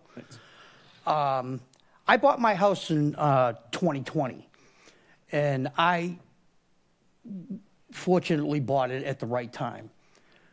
If I did it any later, I probably couldn't afford to buy my house.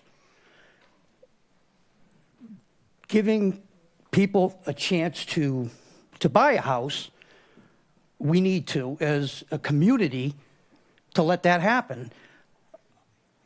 And everything that everybody's complaining about with the traffic and the safety, I travel down those roads all the time. I don't see people walking down Great Marsh Road, okay? I hardly ever see you people. Okay, let's keep it civil. Let's keep it civil. Let him have his moment of public comment. Yeah, whatever. And then people talking about crossing or using Richardson Road as a crossway. Why don't you just say you don't want a development in your neighborhood? Just say that. Why don't you just say that? Let's stay civil. I travel it every day. Why don't you? Sir, public comments to us. Sir, public comments to us, not to the... These people just don't want a development in their neighborhood. Plain and simple. Us to deny people affordable housing is awful. You know? I would love to have it next to my house. I wouldn't be here complaining about it. I gave the address. To the board. 67 Maureen Road in Centerville. Whoever. 67 Maureen Road in Centerville. I just think it's a crime that we are denying the chance for people to buy housing. That's all. Thank you, sir. Why don't you walk down Great Marsh tomorrow? You should be walking. I got work.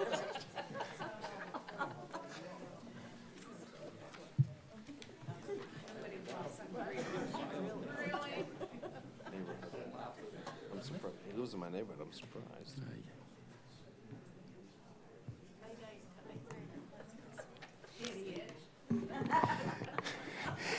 Good evening, Bob Schulte from Centerville. Thank you all for being here tonight and all the work you're doing.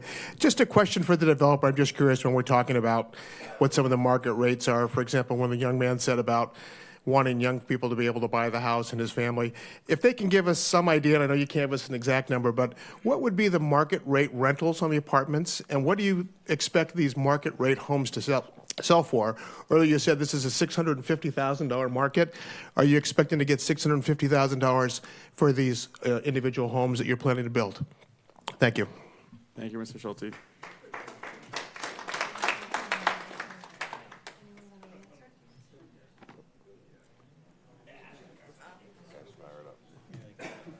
My name's Jeff Slater. I live at 16 Juniper Road, right off one of those maps that you guys cut off so you couldn't see our house. I can tell you for a fact, and I do walk that street every day for 26 years. I walk to the gym, I walk to the post office, I walk to the supermarket or the little market there. It's how I get around because I prefer not to use a car, because why add more gas and pollution if you don't have to? There is no safe way to walk that street. Let me just say that. No safe way. And if we believe that all these people are going to come out of that neighborhood and walk down Great Marsh, or are they going to cut through 40 Richardson? If they're cutting through 40 Richardson, let's make it a god-dang entrance. Thank you. Thank you, Mr. Slater.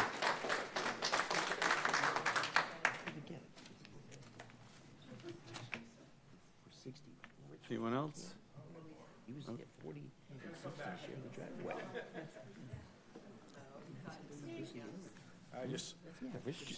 Don Ovens, 50 Juniper.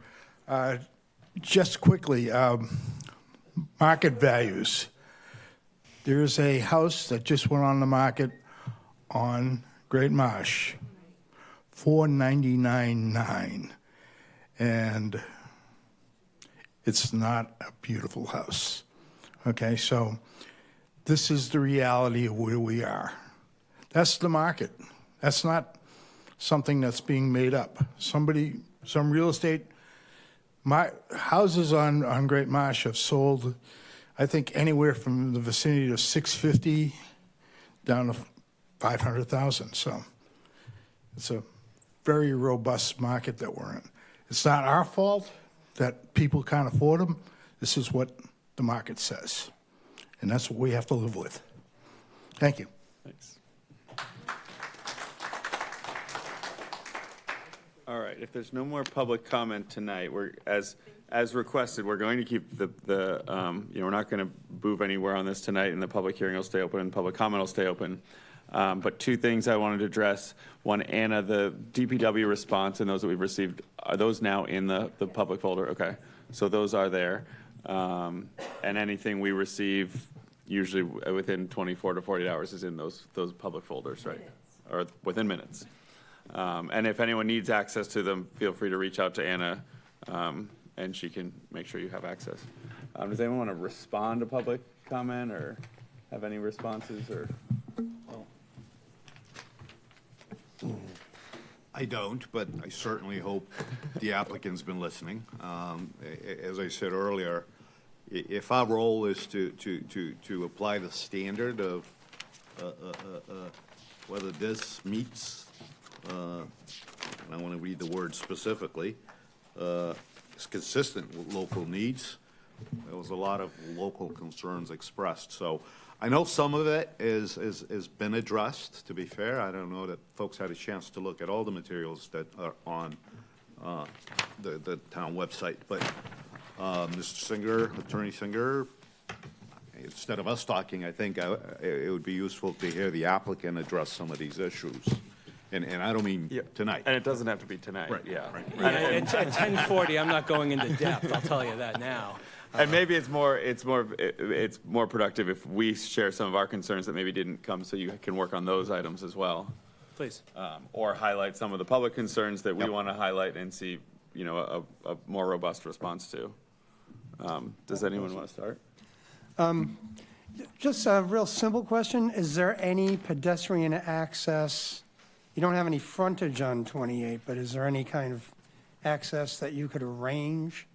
Because all this talk about sidewalks makes me think So we're the people that are going to live at this development. Why would they be walking on Finney's Lane or Great Marsh Road? They would want to be walking on 28, where all the stores are. It's on the plan that you have before you. Oh, really? There is, and we presented it, Mr. Eddy did, there is a sidewalk from where the emergency gate, emergency access is, there's a sidewalk at at the the end corner of of- Finney's, down to 28, takes you right into the shopping. I was thinking like through, Whoa. little. And, Mr. Chairman. Right into the shopping? Mr. Chairman, we'd like to hear your comments. Yeah. And, there's a We lot don't of have a back response, talk, yeah. and, it's Yeah. not very decorum like back. No, I was thinking more, is there any way, like you said, that you, where you allowed the sewer pipe to go across your property a little bit? Maybe they'd allow you to put a little pathway next to the, between, what is it a church now, next to the pump station? Yeah, but we brought the sidewalk down, to Finney's to the crosswalk at 28 as the town had asked. Proposing a sidewalk here. Yep. So we did That's the address pump that. station here. Yeah, I'm just thinking, rather than have people go out onto Finney's Lane and then onto 28, if there would be some way to go through the pump station. I think Within he's the talking a easement walking area, path from the possibly. Yeah. multifamily Yeah. structure to Yep. the 228. Yeah, we can take a look at that. Yeah. I've made a note of, sidewalk discussion, et cetera. Definitely Yeah, heard It'd that be a easier lot. than building a sidewalk on Okay, Finney's let's Lane. not have too much discussion, just in respect of we're approaching 11 o'clock. If you have sort of items, we won't really No, I have was response just to them, throwing that out for thought, for later, because Okay, the so- Finney's Lane thing doesn't really, So sidewalk and connectivity to 28, I think, Yes. is where Herb's Okay, going. thank you. The concern I heard that resonated with me was the condition of the roads on Juniper Road and why make the intersection across from it, right? And how that's going to become a cut-through and the ability of the existing road on Juniper to support additional traffic. What, could the egress be moved?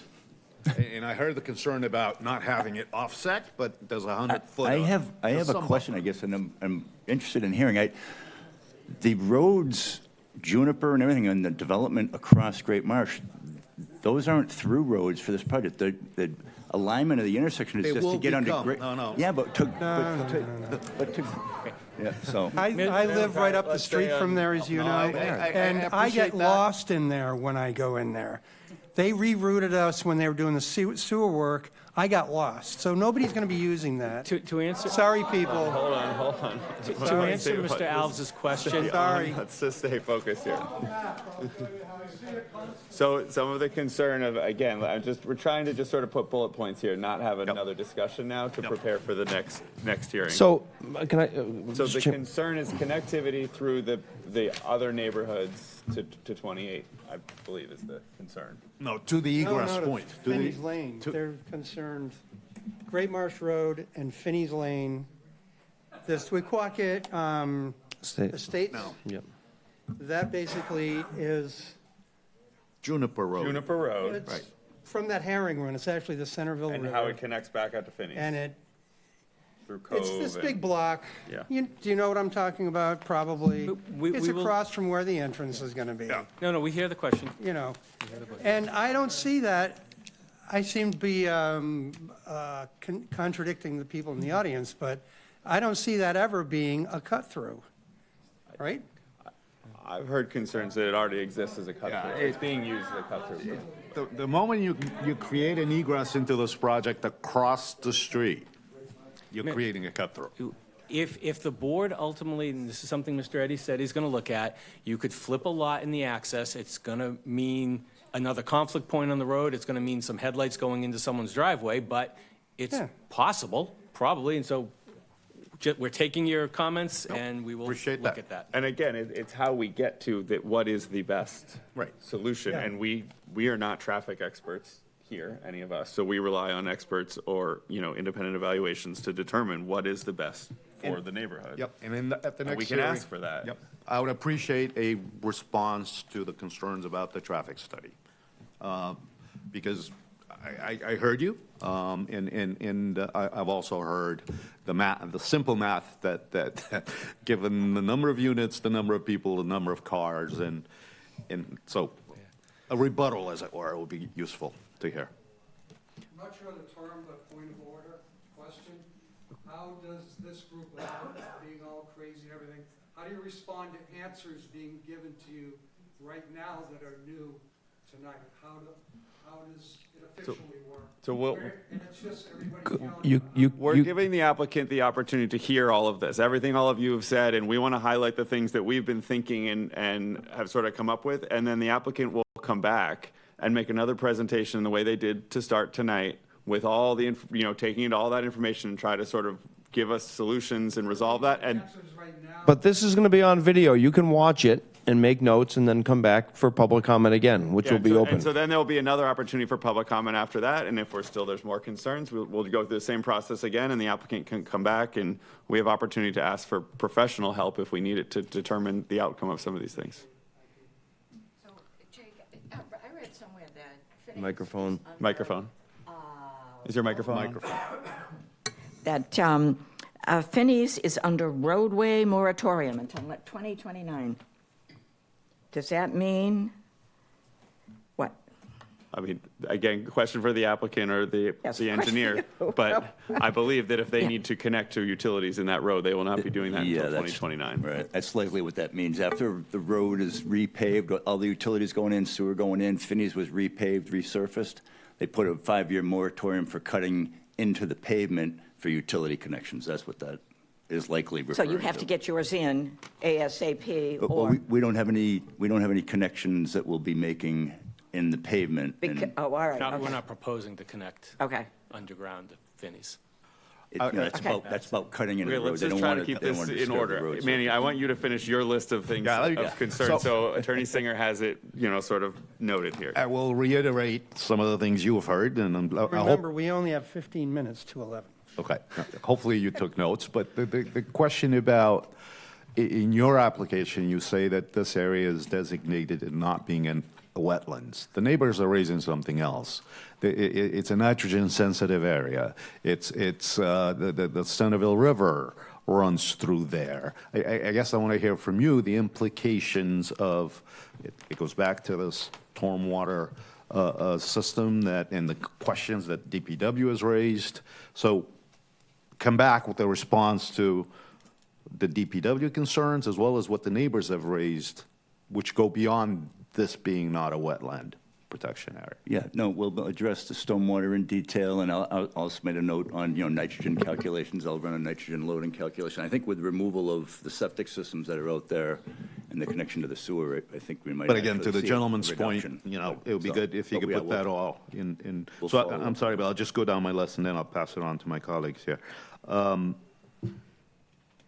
Board of Health and Conservation Commission. You're asking us to waive the application of their jurisdiction. Well, it's not asking you to waive it, just legally, so you know. Because you are serving as them. Understood. They can't do it, so it's a waiving of them so you can do it. We're not Except- asking not to comply with something. Except that they have statewide jurisdiction over certain matters. If there's statewide jurisdiction, absolutely, we have to go to them. That, yes, you only get their local jurisdiction. If there was something, if we needed a permit under Title V, under State Title V, we'd still have to go to Board of Health, for example. So the Conservation Commission ties back to this question about the nitrogen-sensitive area. Yeah, I mean, there's no, we have not asked for a waiver from Conservation Commission as far as, Wetlands Protection Act. I don't believe there is any jurisdiction for the Conservation Commission. All right, we'll reconfirm But we'll that, but follow we up with that, don't- and I did review that with the Conservation agent as well, and I have an email from him, but we'll follow up. Yep. Other question, one of the requirements is that your organization be a dividend or limited dividend organization. You said that will happen. Again, put that in context. When will that happen? Because that's actually a checkoff. Yeah, it happens, it's accepted by, so the Great Marsh Development LLC, I think that was the full name, is the applicant. They would ultimately create a new LLC that would serve as the LDO for this project, and that happens after comp permit time and at the final comp permit, a final project eligibility letter issuance. Okay, so that will be in place prior to. Got it. Yes, it's a requirement of your comp permit decision ultimately. All right, I'll stop there and pass it on. Okay. Anyone, does someone else want to go ahead? Good, you go first. Okay, I think I'll be brief. So I certainly would like to understand a little bit further about 40 Richardson Road and the connection point there with the gentleman who came up who lived at 60, I believe. I think I have those numbers correct. It looks on the GIS map as a shared driveway, so I'm not sure that can be turned into an access point. And I don't agree that it should be, honestly. For what it's maybe intended to be as a secondary either egress or emergency access. It's Richardson Road is I don't think able to handle much more than it probably handles already, in my opinion. I don't like the entrance, the secondary one at the corner of Finney's and 28. Again, terrible. We know history's proven terrible location and I understand what it's going to be really a secondary third type access point to the property, at last resort. So again, I'm not sure where else one could go, and maybe there isn't even one needed. I think you did, Matt, Mr. Eddy explained that maybe that was an additional egress to help. Correct. It's a secondary access for emergency vehicles only that are responding with their lights and sirens on, making everybody pull over, and they would go into that entrance only if they had to. They would go to the main entrance. Of course. They might, Understood. No, we can discuss that with COM. Maybe if they say, you know what, we don't really need that. Just eliminate it. Yeah. Yeah, again, it certainly would probably upset the folks on Great Marsh, knowing that that's going to be, again, and they know that already, I guess, that's going to become a very centralized access point for emergency vehicles.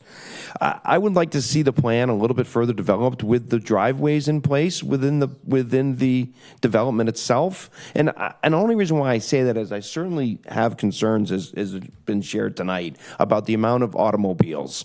So a house, 3-bedroom house, potentially, I live in a 3-bedroom house and I have 5 cars in my driveway. And again, I might be, and I have a boat, and I have other things. So are there restrictions for that? Is there a HOA sort of in place for the development that will prevent that? Okay, so understanding that, and from your nod of your head that's not in place, that's not yet. Yep. It will be an HOA. It will be an HOA. Okay, so there will be some parameters about what can and can't happen. Yep, sure. So, but I certainly, again, I have 2 young, well, not young, they're driving kids, but and I have a spare vehicle myself. So again, that leads me to, I'd like to see where those driveways are, know the length of them, how they're going to go, where are people going to put their 4th, 5th car? Is it going to be on the roadway? I don't think that's, and then again, the bigger, public comment question that came up about sewer connections. Is this development going to be connected to sewer before other properties? That's a DPW question probably, right, at this point. But it's certainly alarming to residents who are being forced to connect to the sewer. And, the sewer is there to support what is currently in place, not what is going to be added. I think we heard that multiple times tonight. How is that going to fall? Are people going to be pushed back because we're doing this project first? I think that came up multiple times. I can't answer that. Yeah, of course, yeah, but I think that's a question that I think we need clarity from DPW on about how the sewering is going to be connected in that general area, because that's important to a lot of people, including myself.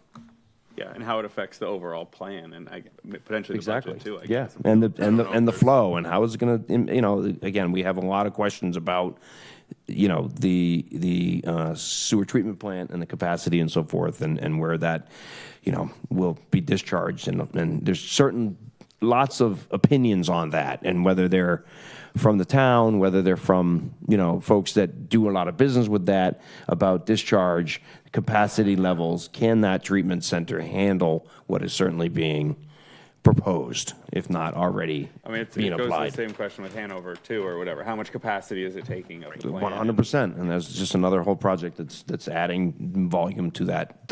So I would certainly like to hear from the town folks who manage that facility and manage that for us to, give us some real definitive clarity on that issue. Thank you. Anyone else on the right? Yeah, I have some. I reviewed drawings C3 and C3-2, and I've developed a list of 30 questions. So I'd like to hand that to write all those down. No, it's right here. I'm going to hand it to you. Thank you. Okay, because I anticipated that. But also, the 15-page letter that was very well written, excuse me. I think if you had a copy of that, it might help you respond to those concerns of the neighborhood. We So received one today. You have one, okay. Then I will hand my And Larry, comments. just make sure you give a copy to Anna to put in the public I will. record as well. I will. Anyone else? Deborah? There are numerous waivers that were requested without sort of explanation, so I think it'd be helpful to get a more detailed explanation We can break why them they're down. being Just requested. going through the waivers as they listed Why? them one by one. Yeah, I think Attorney Singer intends at some point to do that. I think tonight we're trying to be. Well, we can break it down in more detail for you. Okay, thank you. One more thing. Go ahead. The thing that struck me when I first saw this project was the total number of units, and it's just mind-blowing. So can that be worked on? Will that be worked on? That's all I'm asking. Throwing it out there. The quick answer to that, just standing here right now, is that if reducing units would make the project uneconomic and it's otherwise consistent It's with the local economics, needs, yeah. then no. But I hear your question. It's crazy, 50-something units. Natalie, anything from you? Yeah, no, same kind of thing. I mean, I just wonder about the. Mike, please. Your microphone. Mike. Microphone. Sorry. They jump About on the you. rental units. I just, I think Bob Schulte asked about the market price. I can't imagine somebody paying market price for one of those homes to be looking at a 36-unit rental facility. I don't know how's that going to work? I'm not We're sure. not the- that's- Can't answer that's that, the but I It's up hear to the your market. question. Yeah. It's the market. All right. I've got Who's going to do that? Before you start, I just want to reiterate one more time how much I appreciated the public comment tonight. The people that came out were very eloquent in their language. Certainly, there's passion involved here. I certainly respect and hear everybody's, and I think we all do. So we haven't really touched on that yet, but certainly appreciate. And I think the applicant does as well. Ultimately, does appreciate I'm hearing on it. But it's really going to just come down to a density issue. That's all that you can really, in my opinion, see. There was a similar 40B, I believe, built in Marston's Mills years ago. I took a ride through it up on Osterville, West Barnstable Road that tied into Horace Mann treatment. And it's a quaint little neighborhood. There isn't really an issue for me when I drive through there and see it. They're a combination of duplexes and maybe single families. I don't know exactly the makeup. About the same parcel size, 6+ acres. It just works. It certainly works. And it was built a while ago. I don't know the economics of now versus then, but I drove through it. It was, the trees and so forth, the plantings have matured. And it just looked like a very quaint neighborhood. It was, I was quite taken with how it presented when I drove through. So I related to this one in the sense of, can this one look like that? And if you haven't driven through it, please do. I hate to, add traffic to that neighborhood, but I just think it works, and that's certainly the concern here, in my opinion. Does this actually fit for that? So, Okay. I'll just run through a few things. First one question, are you looking for a waiver from the Cape Cod Commission regulations on undisturbed land and green space? Because I'm pretty sure that land falls into their purview of that, and it just wasn't on your waiver list. I mean, it would be. Yeah, the answer is to the extent that waivers would be required to build the project on the plans, then yes. Okay. So if the commission has a one-for-one open space requirement in this particular zone, and I don't know which zone we're in for the Cape Cod Commission, but if it did, then yes, that would be one of the waivers. And the main one is they otherwise would require a review for 30 or more units. Yeah. That's a standard trigger That's for the the standard Cape Cod one, Commission. which you obviously, Correct. would trigger. And then if next time you can review the state stormwater requirements versus our town that you're looking for that waiver, just so we can understand what the difference is, because again, we're not wastewater and stormwater experts. We can do that. Obviously, DPW comments, if you can respond to those, we've only had them for 24 hours, so I wouldn't expect that. Economic impact here. I don't know, maybe we as a board decide to send this to CFAC or someone else, but what is the economic cost to the town here, from a tax, a cost versus a tax, impact? I don't know what the proposed, tax revenue, new growth dollars are expected here. One other concern, the developer said he's not wanting to do duplexes, but I believe an ADU would be allowed by right here after construction. A buyer could buy one of these homes. Is there an HOA intention to restrict that? Or is that something that all of these single-family homes could essentially become duplexes? At Juniper, on the intersection, was there any consideration, again, I'm not a traffic expert, but on having a stop sign there, a four-way stop? On Great Marsh. On Great Marsh. I don't know. I'm not a traffic expert. It's just something that I thought. Okay. Large building, was there consideration of adding solar to the top of that? I know you said you were planning to put all the mini splits, but you guys are looking to consume a significant amount of electricity to heat and cool all these buildings. I assume there was roof access to that somewhere in the plans to get to that roof to service all those Probably items. It's equipment. not a crane to get up there and service them. And then on the large area, amenities, I didn't see any amenities. Obviously, the plans are still preliminary, but There was an there was area- the talk of yeah. the recreation area. Would that be for just the rental units, or is that what was talked about, a playground or some sort of green space? I mean, there's, for 20 houses to have no public green space in there, I think Commonwealth Builder may push you on it too, but, what amenities are there? Is there storage? Is there bike storage, bike racks, play areas, that kind of stuff? I think at some point we'd love to see the HOA docs to sort of have a plan of how this is all going to operate, from a neighborhood, just to avoid sort of what Aaron was talking about, there being 20 cars in the driveway and the plumbers and everyone else operating out of their homes, potentially. I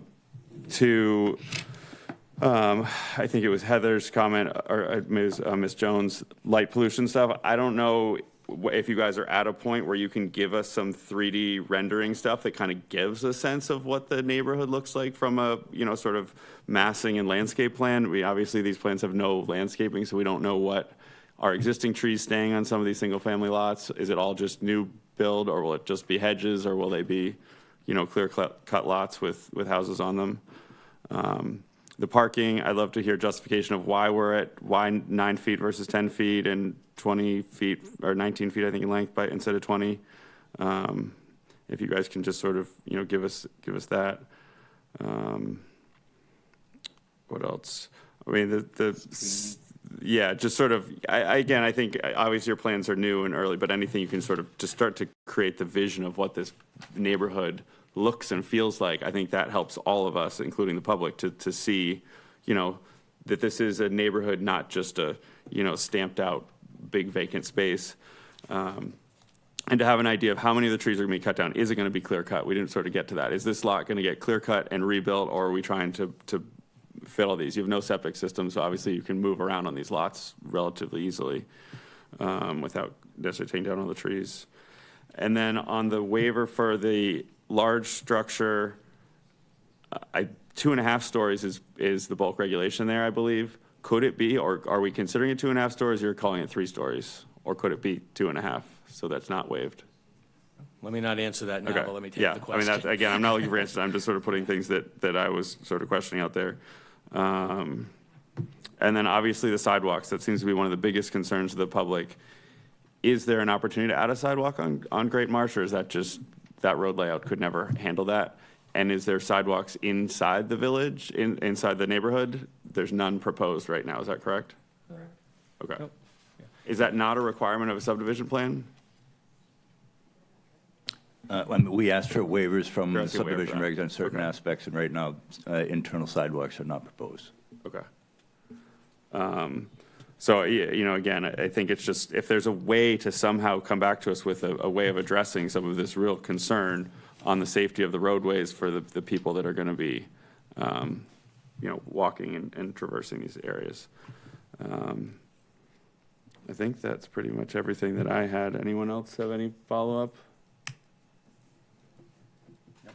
These are going to have basements, yes? Full basements?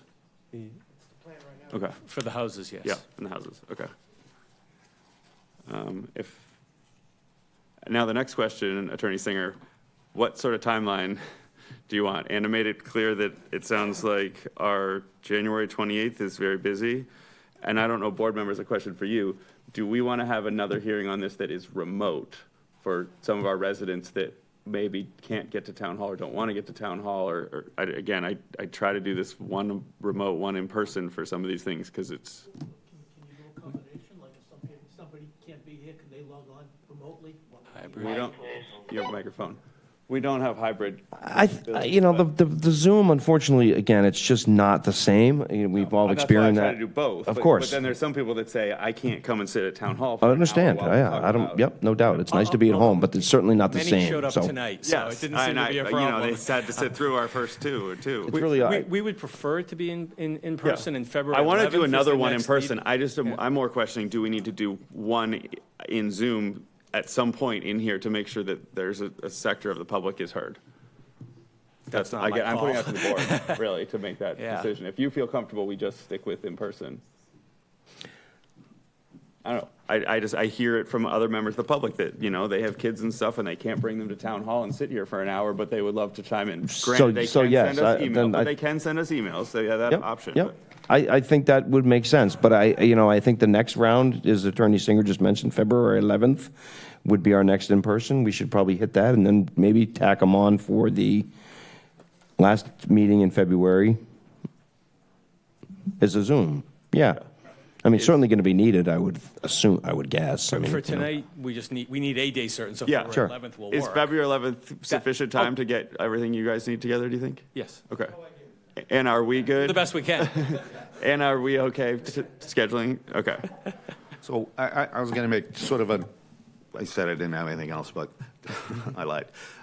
An overarching comment. You mentioned that you went through site plan review back in the fall. The plan has changed. So it'd be useful to get some sort of assent or comment from you that, in fact, the various town boards have reviewed and signed off on the plans as they currently exist.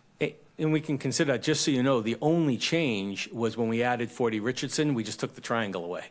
So, I mean, the plan didn't, the layout that the site plan reviewed informally is the exact same as what you have. We can reach out to them if you want, but just so you know, there were no changes after that in us getting from then to tonight. Okay. But I guess I was surprised by the number of questions that the DPW had. Well, 24 hours ago. Yeah. Jim, if you want to fill us in with the process there. Because Good evening. Jim Kupfer, Director of Planning and Development. Yes, with site plan review, informal site plan review for the comprehensive permit, as you guys have rightly pointed out, these plans are inadequate at the moment. They are essentially conceptual, so it's early stages. You're not going to get a lot of comments from departments. Most of the departments we're saying thank you, and we'll respond when we have more detail. Honestly, if the board were interested in informal site plan, we meet every Tuesday afternoon weekly, so we certainly can get them on agenda. I would recommend that once Mr. Eddy has had an opportunity to enhance the plans further with stormwater and grading, et cetera, driveways, then we can really dive into some details and offer some really good comments. But without that process, we have been reaching out to each of the departments, and that's why you got kind of a lengthy memo from DPW kind of outlining, hey, these are all still the outstanding things that we really haven't seen. So once we get updated plans, we certainly can vet those through all applicable departments. Right, and perhaps I misspoke. I didn't say that the plan changed structurally, but it certainly is evolving. And I think the more detail you present these Well, it's going to after tonight, certainly. Yeah. We think that's the process. Yeah. So, yeah, we can do that, and we can coordinate with Jim on another.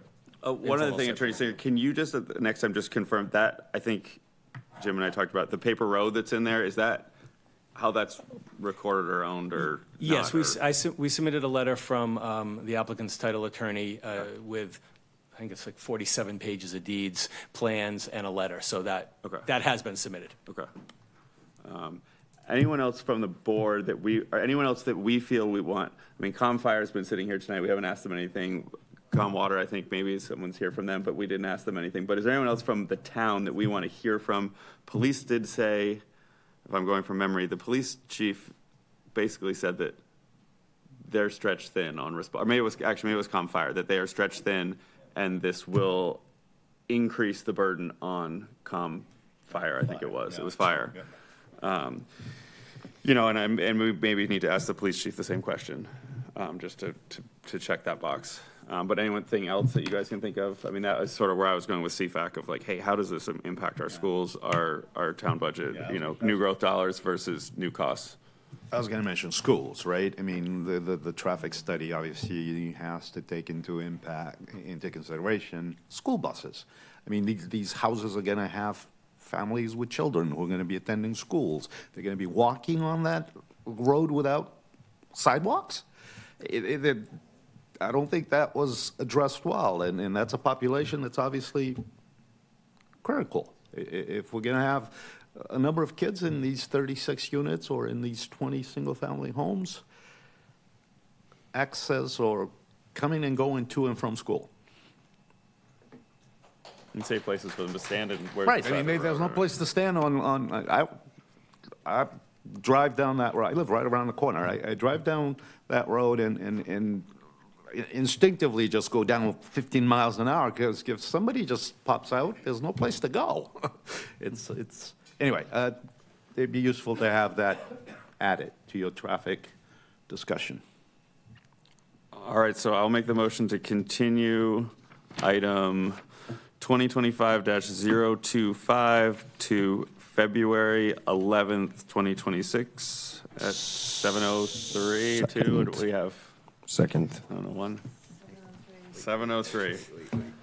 I'll Second. that. Yep. All those in favor? Aye.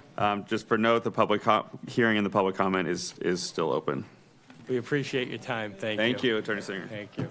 All right, just to wrap up the night, correspondence we received from the Cape Cod Commission, a meeting agenda for December 18th, 2025, the Witchmere Hotel redevelopment was January 7th, 2026 at 1 p.m.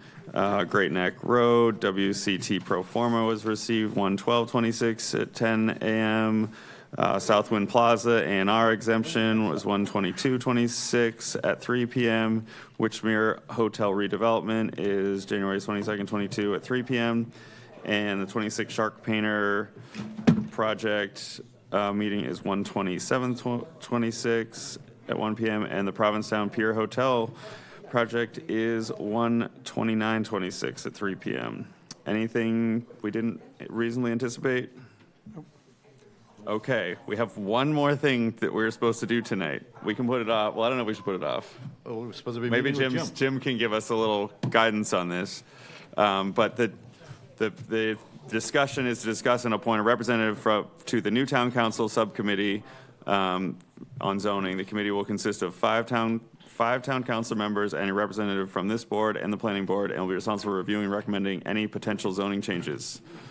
So do we nominate someone, or? Yeah, so Jim Kupfer, Director of Planning and Development. So the Town Council has recently approved a new standing subcommittee of the Town Council, as mentioned, 5 town councilors, and then the chair of the Planning Board or their designee, and the chair of the Zoning Board or their designee.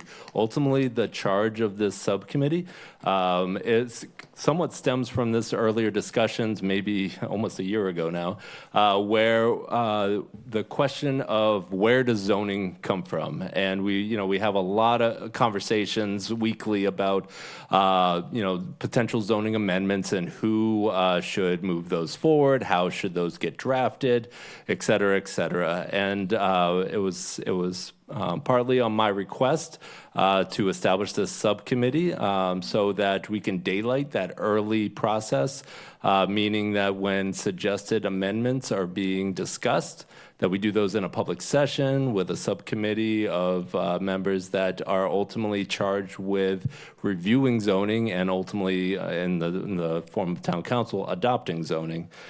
So this subcommittee is meant to be a public body. They will meet likely in this meeting room. We don't have the calendar or the schedule just yet. But it will be agendas and minutes and public comment, and it's meant to start working almost like a workshop style to get through some of these zoning amendments that are waiting in the wings here. I know the zoning board has a couple that you've run into a number of times, and there's many other boards, committees, and commissions that have also suggested amendments and other parties as well. So what the planning board did was simply made a formal vote to appoint their chair as that individual. I mean, ultimately the subcommittee is the chair or their designee. So that's how the planning board did it. I'm looking at you, Jake. That sounds like a fine idea. Jake, aren't you kind of overtaxed? I mean, I would nominate Aaron if I was going to. I appreciate that, but I'm not. You're not that community. I'd have to give it thought. I'd like to know what sort of the commitment's going to be like. I do have a question though. Didn't we just have a subcommittee on zoning that was appointed by the Ad hoc. town That was council? ad hoc. Well, yeah. So So a temporary committee, and I thought, my opinion, I thought that went well in terms of getting the subject matter out there and having public discourse on it. And this kind of continues that and furthers it, but under the town council's charge, and makes it a standing committee now. So now it's, the next not issue, ad hoc, yeah. Not ad hoc. Next issue comes up. Let's start, roll up our sleeves and get working on it and move it through the process. Okay. All right. Now, you want to be nominated? Is this a once a month thing or? So we haven't talked to President Tamish about schedule, but that's ultimately what is that I've talked informally about is once a month, hopefully on like a Tuesday or so, and around early evening. So not late nights, hopefully, like right after, or maybe like 5 o'clock or so. Again, it's a lot that has to do with this availability of this room and communications time as well, obviously. Okay. And we don't know the 5 counselors yet? No, I do not know the 5 counselors yet. I know they're working on liaisons and appointments now. Okay, so no one's like jumping out at this. This is on me for a little while. But we could change it at any time, right? Or your designee, yes. So I can designate someone. There you go. And or if there's something I He's have to looking for a recuse back myself door from. already. If I have to recuse myself from someone, I can tap someone else designee in. means. Yeah. All right, so I guess if you all want me to do it, I'll tackle it at least for the first term. So we have to take a vote on that, or? Okay. Does someone want to make a motion? I make a motion that Jake represent this body in this new committee, standing committee of the council to address zoning issues. Second. All those in favor? Aye. All right. Gleefully. Upcoming hearings, January 28th, we have a remote meeting that's got, did you say 7 items? 6? 6 items and 4 of them are related. Oh, okay. Oh, this is Ashley Manor. Oh, it's Ashley Manor, okay. And they have representation now. Then we have February 11th, 26th in person, February 25th, remote. I will make a motion to adjourn. Second. All those in favor? Aye. Aye. We are adjourned. Opposed?